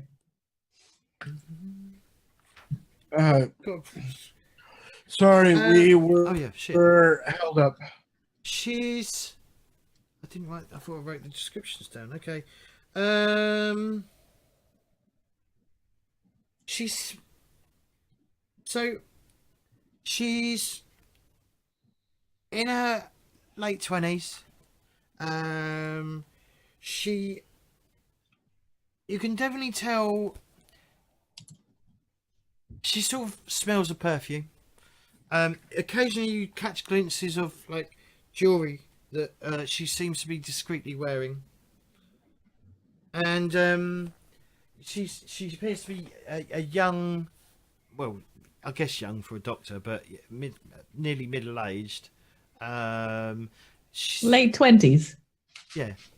Yeah, she's 28. It's not nearly middle-aged. Dark. She's got dark hair. She's got probably olive skin. All right, she's not nip. She's not middle aged. Well, in the 1930s. Yeah, are you middle-aged? You're not middle-aged. No, but in the 1930s, people didn't live as long, did they? So middle age was later. I thought that's how it worked. I thought that's I how it think worked. so. I thought that's how it worked. Can I show you No. the token? A lot of that was average due to all the babies dying as well. Yeah. Added a new page. That didn't need to. She looks a bit like this. Probably not best description. Can you see that? The token. Kinda. I'll put it down. But, They're really tiny. Circle.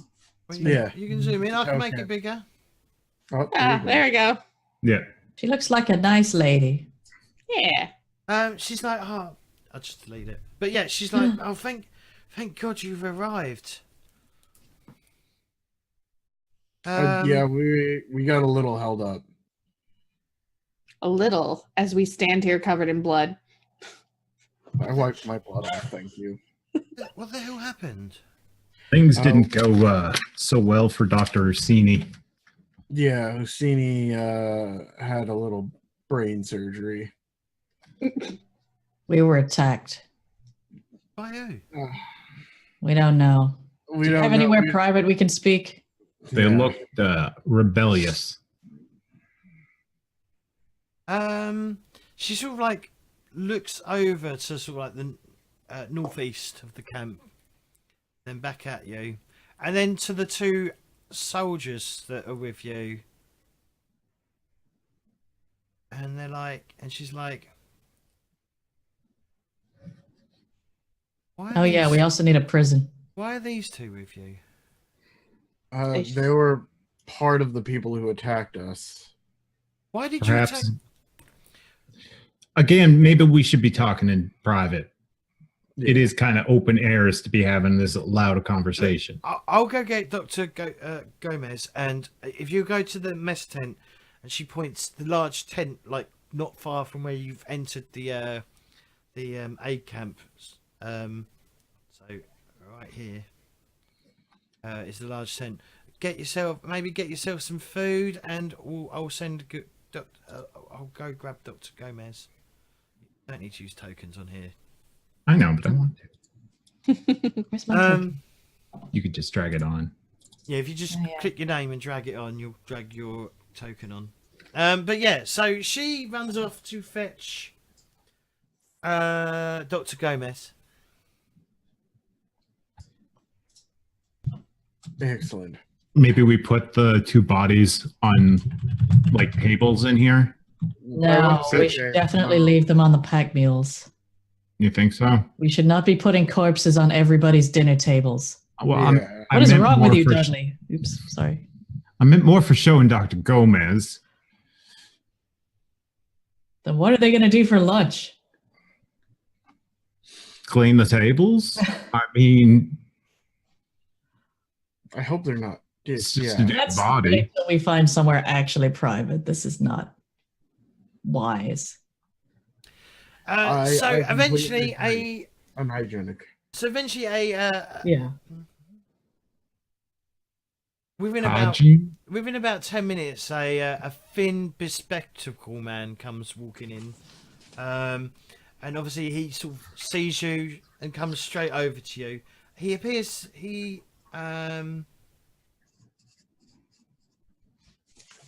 He's wearing round glasses. He's in his I think he's in his 50s.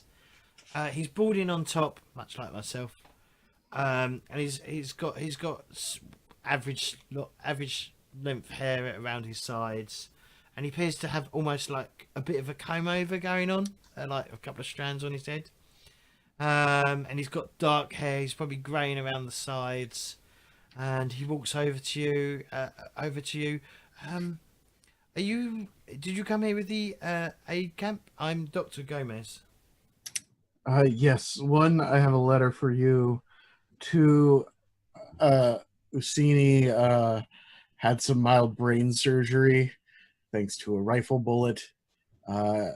And He looks kind of a bit disgusted the humor that you just, the humor you just did.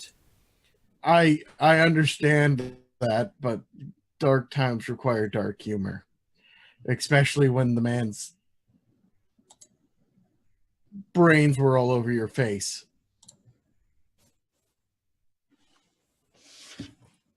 Think about that. So he's like, we're gonna follow me. Did you want some before we carry on? Do you want to get some food, or if not, follow me over to the hospital tent, and I will take. I will follow I'm still you pretty to- badly injured, so In fact, no. He's going to take you over to the. Do you need treatment? probably. Yeah, Use a he'll- little treatment eye arm. 9 hit points out of 27. He's going to take you over to the staff tents, which are the row of 8. The 2 rows of 4 tents over on the over on this side of the map. So yeah, he'll take you over there, and he'll take you into one of the rooms, and there may be someone in there, and he's like, "Okay, get out, go to the mess tent. I need to speak with these with our guests." And Okay, this is a point where we should probably get those bodies off the Yeah. pack mules and bring them into a Yeah. nice little private room okay. So we're all in. in a medical tent. You're all in them. Well, they're not medical tents. They're staff tents. They're like where they sleep Oh, and shit like that. Oh, But it is secluded. Been given some space, right? Yes. So we went to go get the bodies. Okay. are we in someone's bedroom, basically? Pretty much, yeah. Well, someone's getting a dead snake in their bed. So you grab the bodies, and what do you do with the bodies? I think we should absolutely put the snake thing on display somewhere. Like, cover it up and give him a warning. Don't put it out there yet, but put it out ready to be like, are you ready to see something terrible? Yeah, that's a really good way to approach it. Do you want to give me a knowledge roll before you? Hang on. Ideas. How do we do ideas? Is it a knowledge roll? Yeah. Do you want to all give me a knowledge roll, please? knowledge roll? Okay, so you wanted us to do this in order, right? Yes. Oh no. Just everyone roll, and then we'll go around the table, and I'll do it in alphabetical order. Where's Wait, knowledge? roll? Yeah, where is knowledge? Did you mean something other than knowledge? Intelligence roll, please. Sorry. Oh.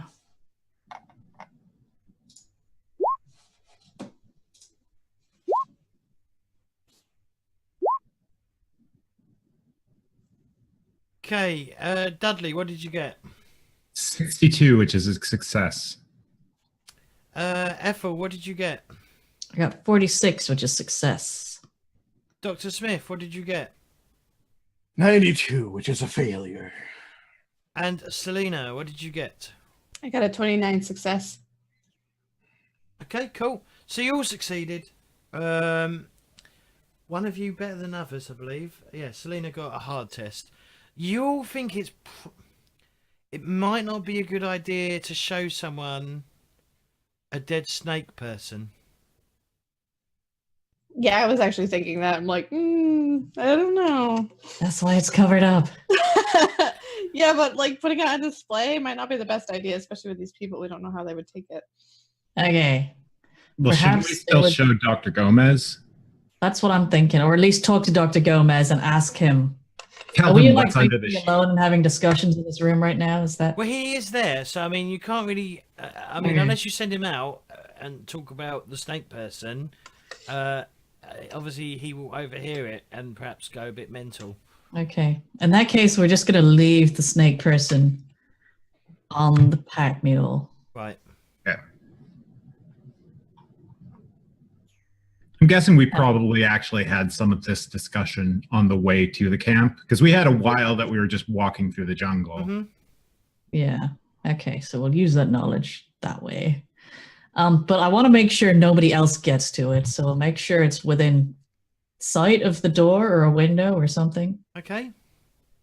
And just talk to Dr. Gomez about, are there any strange goings on? Yes. What kind of things? So he sort of like, he lowers his voice, obviously. He says, the Bolivian soldiers that have taken camp in the northeast of the aid camp, acting awfully strange, and they're being very threatening towards the aid camp staff, demanding, and they seem to be a problem. We can't do anything against them because they're soldiers. Have they hurt anyone? No, but it's only a matter of time, I think. I'm going to go. Sorry, let me start again. Let me introduce myself. I am Ethel, whatever my surname is. Ethel Parker, foremost expert in the occult, professional exorcist. I'll stick my hand He out. laughs at that. I'm still sticking my hand out, trying to shake. He shakes your hand, but yeah, he obviously doesn't believe in that whole, poppycock. Okay, well, that's my answer for whether or not we should show him the weird snake monster then. Mm-hmm. I have a question about these soldiers in the Northeast. Other than, threatening behavior, have you noticed any characteristic changes? Any, what Well, could they have, or any differences that might have? Well, their personal hygiene is something to be desired. No, they're just very threatening. They're very threatening, very odd. They act very strangely. In fact, the two soldiers that came in with you in with the caravan, they're part of this. They're part of the soldiers. Has anything happened recently? They seem to be going out. They seem to go out on patrols. I'm not sure what they're looking for, but they seem to go out looking for something. They always leave two members. Who's typing? Who's making Who's unmuted typing? Who's making the loudest noise ever? Yeah, they're like they seem to go out in like 3 groups of 6, and they leave 2 soldiers here. Very odd. It's really hard to put my finger on it, but they seem to be acting very strangely. Do they speak? Do you not speak? What does strange mean?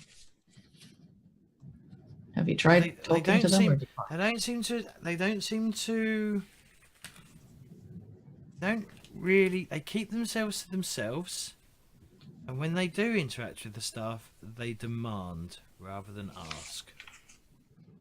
And like I said, they stink to high heaven. God knows what sort of diseases they're carrying because of how disgusting they are. So I understand it, the smell keeps diseases away. That's a misconception. I'm sure Dr. Smith here could explain to you that's not true.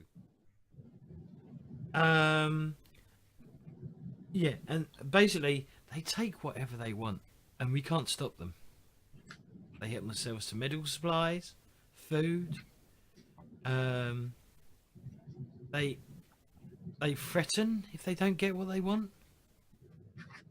And I sort of hope that maybe you could help us. You seem capable. Well, some of you do. By the way, while he's doing this, any of you who've injured, obviously Dr. Smith can help, but he will be treating any of your wounds. The soldiers that he's talking about, are they the same faction as the soldiers that we fought in the jungle? Yeah, they're Bolivian. Yeah, okay. Are we in Bolivia now, or are we in... No, you're in Bolivia. Okay. Yeah. It's been longer than 24. It's been longer than an hour, though, hasn't it, since... Yeah, so now it would be a medicine Probably, yeah. check. Is this Bamba Rumi, or is this just a little outpost? Yeah, no, this is Bamba Rumi, yeah. Making sure. So who needs healing, by the way? Me. Me. I do. Not much, but I don't think... I think you've already been treated to, though, Dudley. I don't think. Yeah, I wasn't Definitely- sure if I could be treated with medicine as well or not. We're Uh, actually somewhere that would have more resources. Yes, you would be able to get medicine, I believe. Okay, well, he'll attempt to heal 2 of you, and then Dr. Smith can concentrate on whether he's already going to keep with Dudley because he's a patient already. Yeah. I will give you one advantage because of you're in semi-clean location. Okay. So that's the black dice, right? Yep. Okay. So he succeeded to recover 4 wounds or hit points. Extreme. I literally could not fail that. Yeah. So Dudley, yeah, you gain another 8 wounds back or hit points back. Nice. And Selena, did you say you're injured? Yeah. Yeah, I'm injured. Oh, you got a critical as well. Holy crap! Yeah. So Way you to gain one-up me, Doc. 8 hit points back. The Alright, I'm good. The rest you're gonna have to. If you're still wounded, you're gonna have to recover either by spending luck or time. Maybe we should regain some overnight by sleeping and resting, shouldn't we? I think so. Yes. Yeah, there's a whole time component thing going on. Mhm. And I know you heal faster as well because it's Pulp Cthulhu as opposed to standard Cthulhu. Yeah. Okay, so my arm is no longer injured, then I take it. That's correct. Okay. So yeah, so that's the situation. So yeah, he explains situations. They came in a few weeks ago, and basically after the battle at the ford, and basically demanding we can't do much. We don't have any weapons.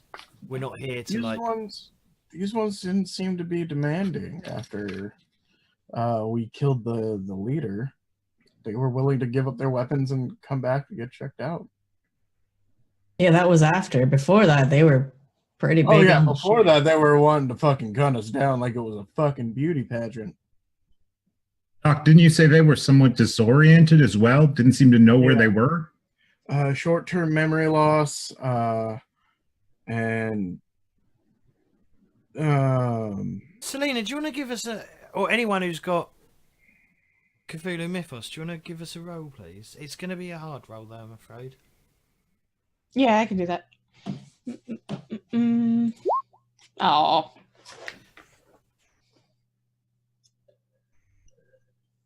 Not likely, but you weren't far from it. Worth a shot. You're 6 points out. Oh, no, you're more than that. You're 16 points away. So, yeah, no, you've got no idea on the fact of the matter. You're not entirely sure what it could be. I'll let you do an occult roll, but you're going to need an extreme roll. Okay.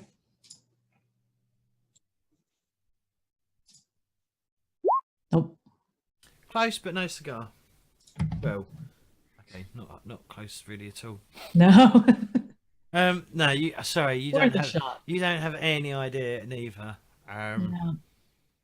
But yeah, I think maybe the first thing we should do is hose these guys down. we don't really have a hose, but there are showers. Close enough. And he's like, we probably should put them in civvies so they, we need to try and. If they appear to be acting normal, maybe keeping them away from the other soldiers will be something worthwhile doing. Yeah, we don't want them to spreading intelligence. But yeah, did you, Dr. Smith? Did you say you had a letter for me? Yes.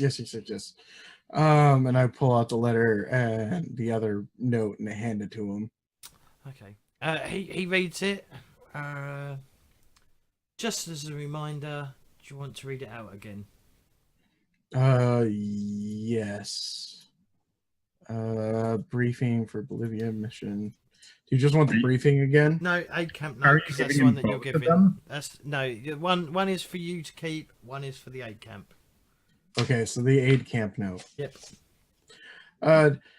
Dear Dr. Gomez, we hope that all is well at the camp. This letter should be handed to you by Dr. Rossini, a trusted member of the organization. He and his team have important work to conduct in the vicinity of your camp.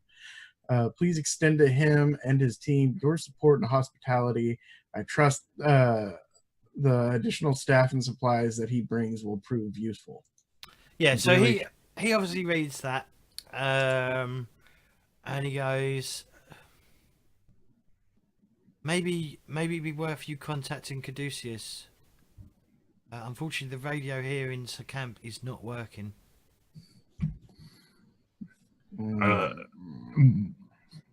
I think we might need to have a bit more altitude to use ours. Yeah. You only need to climb a tree. Oh, I thought it was more than that. No, so to use that radio, as I said, you would need to find. You just need to climb a high point. Okay. Where is it? Yeah, one player with the highest strength carrying a backpack radio requires someone to place aerial in a high place. So you can climb a tree or anything like that. Doc, you want to talk to maybe a financiers and not climb up the tree to get the signal going? Yeah, that sounds good. We can take care of that here. What time is it? Probably about 1, getting closer to 2. Okay, so New York Lunchtime. is ahead of. So a lot of the staff are going to be like around the mess tent and so on. Yeah. He'll say, well, I'll come back to you in a bit, but he'll wander out. He'll start talking to the other doctors and nurses and get them assigned quarters and start doing the chores of the things that need to be done. Yeah. Hey Doc, do you got a graveyard anywhere? There's probably like there's probably like a small like place where they're burying bodies. For anyone that doesn't survive. I mean, it's an aid camp. Not everyone's going to survive, and it's the 1930s, and medicine isn't that advanced. However, I think penicillin is invented. Yeah. I think so. I don't remember. At least they're burying the bodies. Yeah. Well, yeah. I mean, they obviously cleanliness is they're definitely like being very careful with cleanliness and as best as they can in the 1930s. Yeah. Absolutely. So we'll deal with that. Let's bury the body and then we can do or do you want to do the radio first? Looking at Doesn't matter to me, Doc.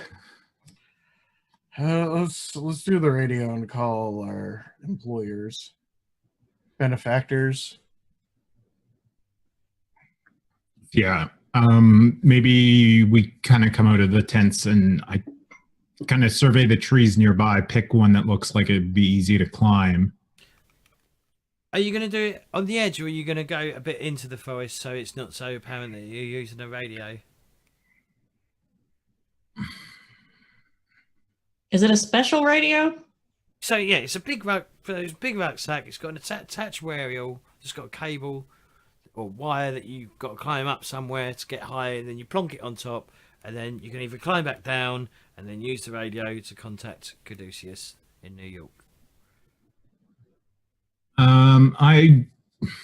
But is it like special secret kind of thing, or could we use it to repair the radio for this aid camp? Why is the aid camp's radio not working is actually what I'm wondering now. I want to ask the doc before we do this, like not you, Doc Clay, but Dr. Gomez. Dr. Gomez. What happened to their radio? Like just as we're he'll explain what they know or what they understand is that the soldiers broke the radio, so we couldn't. okay. So if the Bolivians smashed the radio, then yeah, we want to go out into the jungle a bit. Yeah. We don't want them to know there's another radio to smash. Doc, let's put a bit of distance between us and this camp. Maybe go back up the trail a little bit. Mm-hmm. So yeah, we go back the trail, I guess, that we took into town, because we know that that's not wild jungle or anything. Yeah. And I pick a tree off of there, and we get going with contacting Caduceus. Okay. Can you give me a climb roll, please? Hang on, don't do it just yet. Mm-hmm. Okay, give us a roll, please. I'm actually weirdly good at climbing. Maybe you should do it then. Yeah. I'm going to use luck and pass that. So I'll use 8 points of luck to pass it. That's not bad. No, it's not bad at all. Also, looking up how you regain luck, it's actually really cool. Yeah, it's like we get it at the start of every session, don't we? No, You roll a D1. Yeah, at the start of every session, roll I a think it's the D100. start of every story, I think. No, it says session. The cheat sheet says session at least. Yeah, cheat sheet says session. And I get a chance anyway. Like I took the lucky talent or trait or whatever it is, so I get like bonus luck anyway. I'll check. Yeah. Rather than me So finding anyway, out so now. either way, I climb up the tree and kind of like get it placed in place and yell down, "Doc, you're good to go." All right, let's dial in fucking Caduceus. So via the receiver, you can hear the crackling. So you place the aerial in the high position, and you pick up the receiver, and you pick up the receiver. It takes a bit, there's like the whole weird noises that radios always make, and then over the radio, eventually, like this is Caduceus command.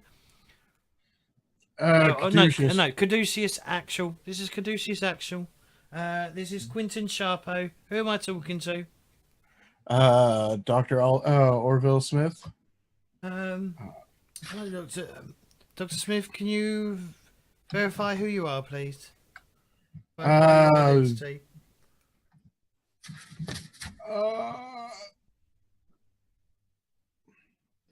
What do you need? I came with Dr. Ursini. We're in Bolivia at the aid camp. Ursini has unfortunately perished, and that leaves us kind of unsure of what to do. Do we have like ID numbers? Yeah, No, but you might have like you might have a serial number, like a bunch of numbers attached to your like name. There's none. Like we're all agents. Yeah. Echo, Foxtrot, Charlie. 07. Uranus. Yeah, and also I think the phonetic alphabet at the time is different as well. I believe so, but I'm not gonna fucking. Yeah. He goes received clearly, Dr. Smith. Did you revise? Can you repeat? Did you revise that Dr. Ursini has passed away? Yes, he has bit the bullet. Oh, full of terrible. You've got like fucking gallows humor. Literally. Gallows humor there. He's Play? like, Roger. How can we help you, Dr. Smith? Did I say? Yeah, this is Quentin Shapiro. Shapiro. Okay, yeah. You. I found the letter. We gave it to Dr. Gomez. We also found our mission, but we don't know anything more than what is the Temple Guardian for number one. Number two, pulling up the Bolivia mission. So we're supposed to go find some mummy, and I was told this was a humanitarian mission. Shapiro goes, we are sorry for the deception. We like to test our field agents in the field before we bring you into the inner circle. The inner circle that deal with it. So, as you've probably become well aware, Caduceus does more than provide aid. We seek out any threats to humanity and deal with them. You are such team. You are one such one such team. On March the 4th, a shell hit a site of interest near where the aid camp is. It released some form of guardian. We don't know what sort of guardian it is, but it seems to still be at large. We're interested in what it guards. We believe there is a temple within. We believe somewhere in the vicinity there is a temple, and within the temple is a mummy. You must bring the mummy back alive. Alive? Wait, alive? Yes, unharmed, undamaged. Okay. We also found Ethel. I'm going to interrupt and ask about the snake-like spike first before we talk about the corpse. Do you know anything about a weapon that looks like this and what it might relate to? He's saying unsure. I can contact you tomorrow with maybe some more information. We will have to check our records. Do you give a description of what the item looks like? Yeah, basically I'm trying to figure out if the temple guardian is related to the snake person. He'll go. We will look through our records. Where did you find? How? In what? Yeah. In what circumstances did you find this item? I mean. It was on the body of our attacker. Tell them about the other things, the fancy weird writing. Did you mention serpent people at all? Not yet, but now that Dudley has mentioned it, yes. We'll talk about the parchment and the Nacelle people. Ask if he's aware of the Nacelle people at all. Okay, he goes. I don't know who Nacelle people are. As I said, I will have to look through some records, and I will contact you first thing tomorrow morning regarding it, maybe. But otherwise, if you could continue with the mission, that would be most appropriate. Just so you know, we can provide you with equipment via airdrops over the next few days. It will take roughly an hour to 2 hours to arrange an airdrop from when you request airdrop. That's a lot of airdrop. No, I'm going to drop airdrop on you. But yes, as I stated, you must bring this mummy back alive, uninjured. Understood. How does one trap a mummy? I guess that's for you to figure out. Figure out. That's it. And he obviously says that's if the rumors are true. I imagine some kind of net would be useful. Wrapping them up. All right. Smith out. We'll contact tomorrow, roughly the same time. Roger. Over and out. Whatever weird noises radios make. That's how all my Roger to radios Hong go. Kong. Honk honk? Yes. Honk. Honk. Well, now, I don't know much about mummies or anything, but last I checked, the ones that I heard of, they tend to not be alive. Yes. The object that you found on that snake man, what is it again? I pull it out of my pocket and show it to her. It's a small throwing weapon. Looks like a throwing weapon with a snake design on it. Small spike. May I see it for a moment? Yep, I'll hand it over. Okay, so when I take it, can I use my psychometry ability? Yes. You'll have to tell me what it does. What psychometry? Okay, so psychometry, it says, like a sponge sucking up water, the psychic is able to absorb impressions and emotions from a physical, non-living object. The reading is able to determine what the object's owner is or was like, their overriding personality, and perhaps further information. The psychic must touch the object and spend 1d10 minutes concentrating. They can do nothing else during this period. At the end of this time, a psychometry roll is made and a 1d6 plus 4 magic points are spent. Okay. strong emotions come first. Okay. Right. So do you want to roll me a d10 first? For how long it Yeah. takes? How, was it minutes or turns? 1d10 minutes. Okay. So 1d10 is this one. So you're going to have to concentrate on it for 6 minutes. Okay. What's everyone else doing while she's concentrating on this object for 6 minutes? But it's not that long an amount of time, but it can be. It can be like a I'm not sitting lifetime. there staring at her. I'm probably just like, is what are we waiting for? I just need a few minutes. Not long. Just let her do her thing, Dudley. If you don't do anything, Where the stuff around? No, I got nothing really. okay. I might look at the parchment again, but Okay. Parchment. Hmm. You should be able Yeah, I to- have a feeling we probably just Still are don't know this language. waiting for her to. Yeah, I mean, I'm gonna Alright. keep looking out at those bodies to make sure, or the snake to make sure nobody's digging around there. But All right. Do you want to Otherwise, give me a psychometry roll and then give me a the roll for was it magic points? Yeah, so the psychometry roll, I'm not actually seeing the investigator skills, even though I know I put it down as a trait. Did you write it separately?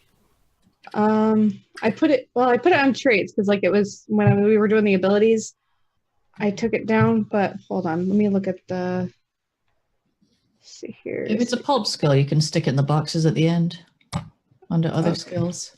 So What's psychoanalyst? What's that? Is that what it was? Psychoanalysis? That's Yeah. more like psychology than Okay. magic. that the psychoanalysis I think is to prevent like people who've lost like gone insane. I went with that because I was looking into the magic and stuff. It was talking about how it could really cause you to go insane pretty quickly. So let me see here. Psychometry. Let me look it up really quick. While I'm looking that up, I guess, you know, if there's anything else you guys want to do. I'm sorry. Did you put Now any, you want to see what you get out of my yeah, spike? Did you put any points into it? Oh, I can't remember. We call it Cthulhu. There you go, skill description. I had it pulled up in the investigator's handbook. I think it's up above. So it's kind of tricky because I'm like under magic and under, let's see here. So characteristics. I'm sorry. That's right. That's fine. Psychoanalysis is like mental first aid. Yeah. Psychometry. Well, if it comes to it and we haven't got points, I will go. What I'll do is I'll go through your character during the week and work out how many points you've spent. And Okay. then you know, if it comes to it, because we've only got nearly 10 minutes left. Mhm. I'll work out how many points you've spent, and then what we'll do is, if you've got any points left, I'll go, this is how many points you got left. Or if you've already spent them all, I'll go, you got them all, but you can change, you know, I'm not going to be a stickler going like, oh, you made your character this way, but if you've got to buy that skill, so you're stuck with it now, I'd rather like someone go, you know, I will allow you to move some points around and things Okay. like that. And that's for everyone as well. If there's anything that you think you should potentially buy or whatever, which would be, you know, you think would be useful, I will allow you to move, as long as it doesn't, you know, look, changing the core characteristic, if that makes any sense. Why is it so foggy where you are, Fishy? It's I was wondering that.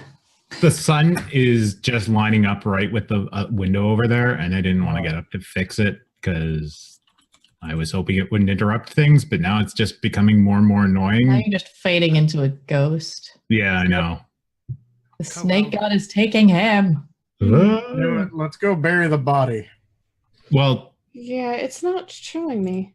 All right, well, we'll hold off for this for next. We'll sort out. I mean, everything that else. might not be a terrible cliffhanger for next week. Yeah. If you wanted to, just like maybe she sees something and it's just like dun dun dun. Well, no, I don't know what she's about. She needs to do a whatever it is, You need to psychometry put some roll. points into psychometry. Yeah, so if she hasn't got any points in psychometry, she's going to be rolling like probably 0.0%. Do you know what I mean? So Yeah. so yeah, maybe we'll end there. So we'll end it there, and next week we'll pick up. Well, And obviously 2 weeks. 2 weeks. Yeah, 2 James. weeks time. So I've got 2 weeks anyway. But yeah, in that time we'll be able to sort it all out. So all right. So I do have 3 shotguns. Oh, I was rolling it like I had them for different. Like one was for the short range, one for it's one shotgun, but this way I just have to hit 1 dice when depending on how far I am from the enemy. I see what she did there. It's just but yeah, other than that, all right. So we'll start going around the table. We'll get people. So we'll start. We'll go backwards from the way that we started. So, Minnie, do you want to give yourself a shout out? Yeah, she plays it. Currently role playing. But yeah, role playing on Atlas, not as often as I'd like, only because I have such difficulty with that game. And doing some Resident Evil 2 walkthrough, which is due again. I just took a little bit of a break because I was in California for a while, but I'll be back at it. Brilliant. Weaves. Hey, I'm Weaves. I currently stream games like Raft, like chill stuff that's not too intensive, because I'm super busy in real life at the moment, but I'll be back to properly streaming in about 2 weeks. Dun dun dun. Cool. Claytor. Hi, I'm Claytor22. I just came up with a new show idea last night while in bed and discussed it on stream. You'll also hear about it on YouTube. Feel free to there. I'm here Sundays and Thursdays. I stream on occasion. Follow me at Claytor22 on everything. You've been watching for this long. Y'all know it by now. Fishy. Have a good day. Hi, I'm Fishy, and I am slowly ascending into the ethereal realms. When not in the ethereal realms, I stream sometimes, but mostly I'm here on Thursdays and Sundays doing role-playing games because I love role-playing games. And I love hanging out with these people because it's a really fun time. So if that's your jam, you can follow me on social media at potato_fishy in a bunch of different places. And thank you very much for coming in and hanging out. Awesome. So I'd like to thank you all for playing. Most appreciated. I hope you all enjoyed yourself. I'd like to thank everyone for watching, and don't forget to check out my social media. No, I spelled social wrong. I'm so bad. So Kale. So don't forget to join our Discord, the PCG Discord. That's where you'll find us, all of us. Twitter, if you want to keep up to date with what I'm doing, it's a good place. So I'm just reading what Mutant Jay's quoting. He's a quoting madman. Facebook is I pretty much use like Twitter, and then YouTube. If you want to check the VODs, they'll be edited down so they're a lot more potentially more digestible. There's going to be a lot cut out of this because of me looking up rules, but as we go along we'll get more used to this system. I understand the core mechanics. It's just like some of the nitty picky things that you have to pick up on. But yeah, I'd like to thank you all yet again for playing. I hope you all enjoyed it. I hope everyone who was watching enjoyed it, and we will see you on the 9th of March. Yeah, that's right. Yeah, 9th of March. Yeah, sounds right. Yeah, should be. So we'll speak to you all later. Bye. Bye. Well, bye YouTube. We'll say bye YouTube first. Bye, YouTube. Bye, YouTube.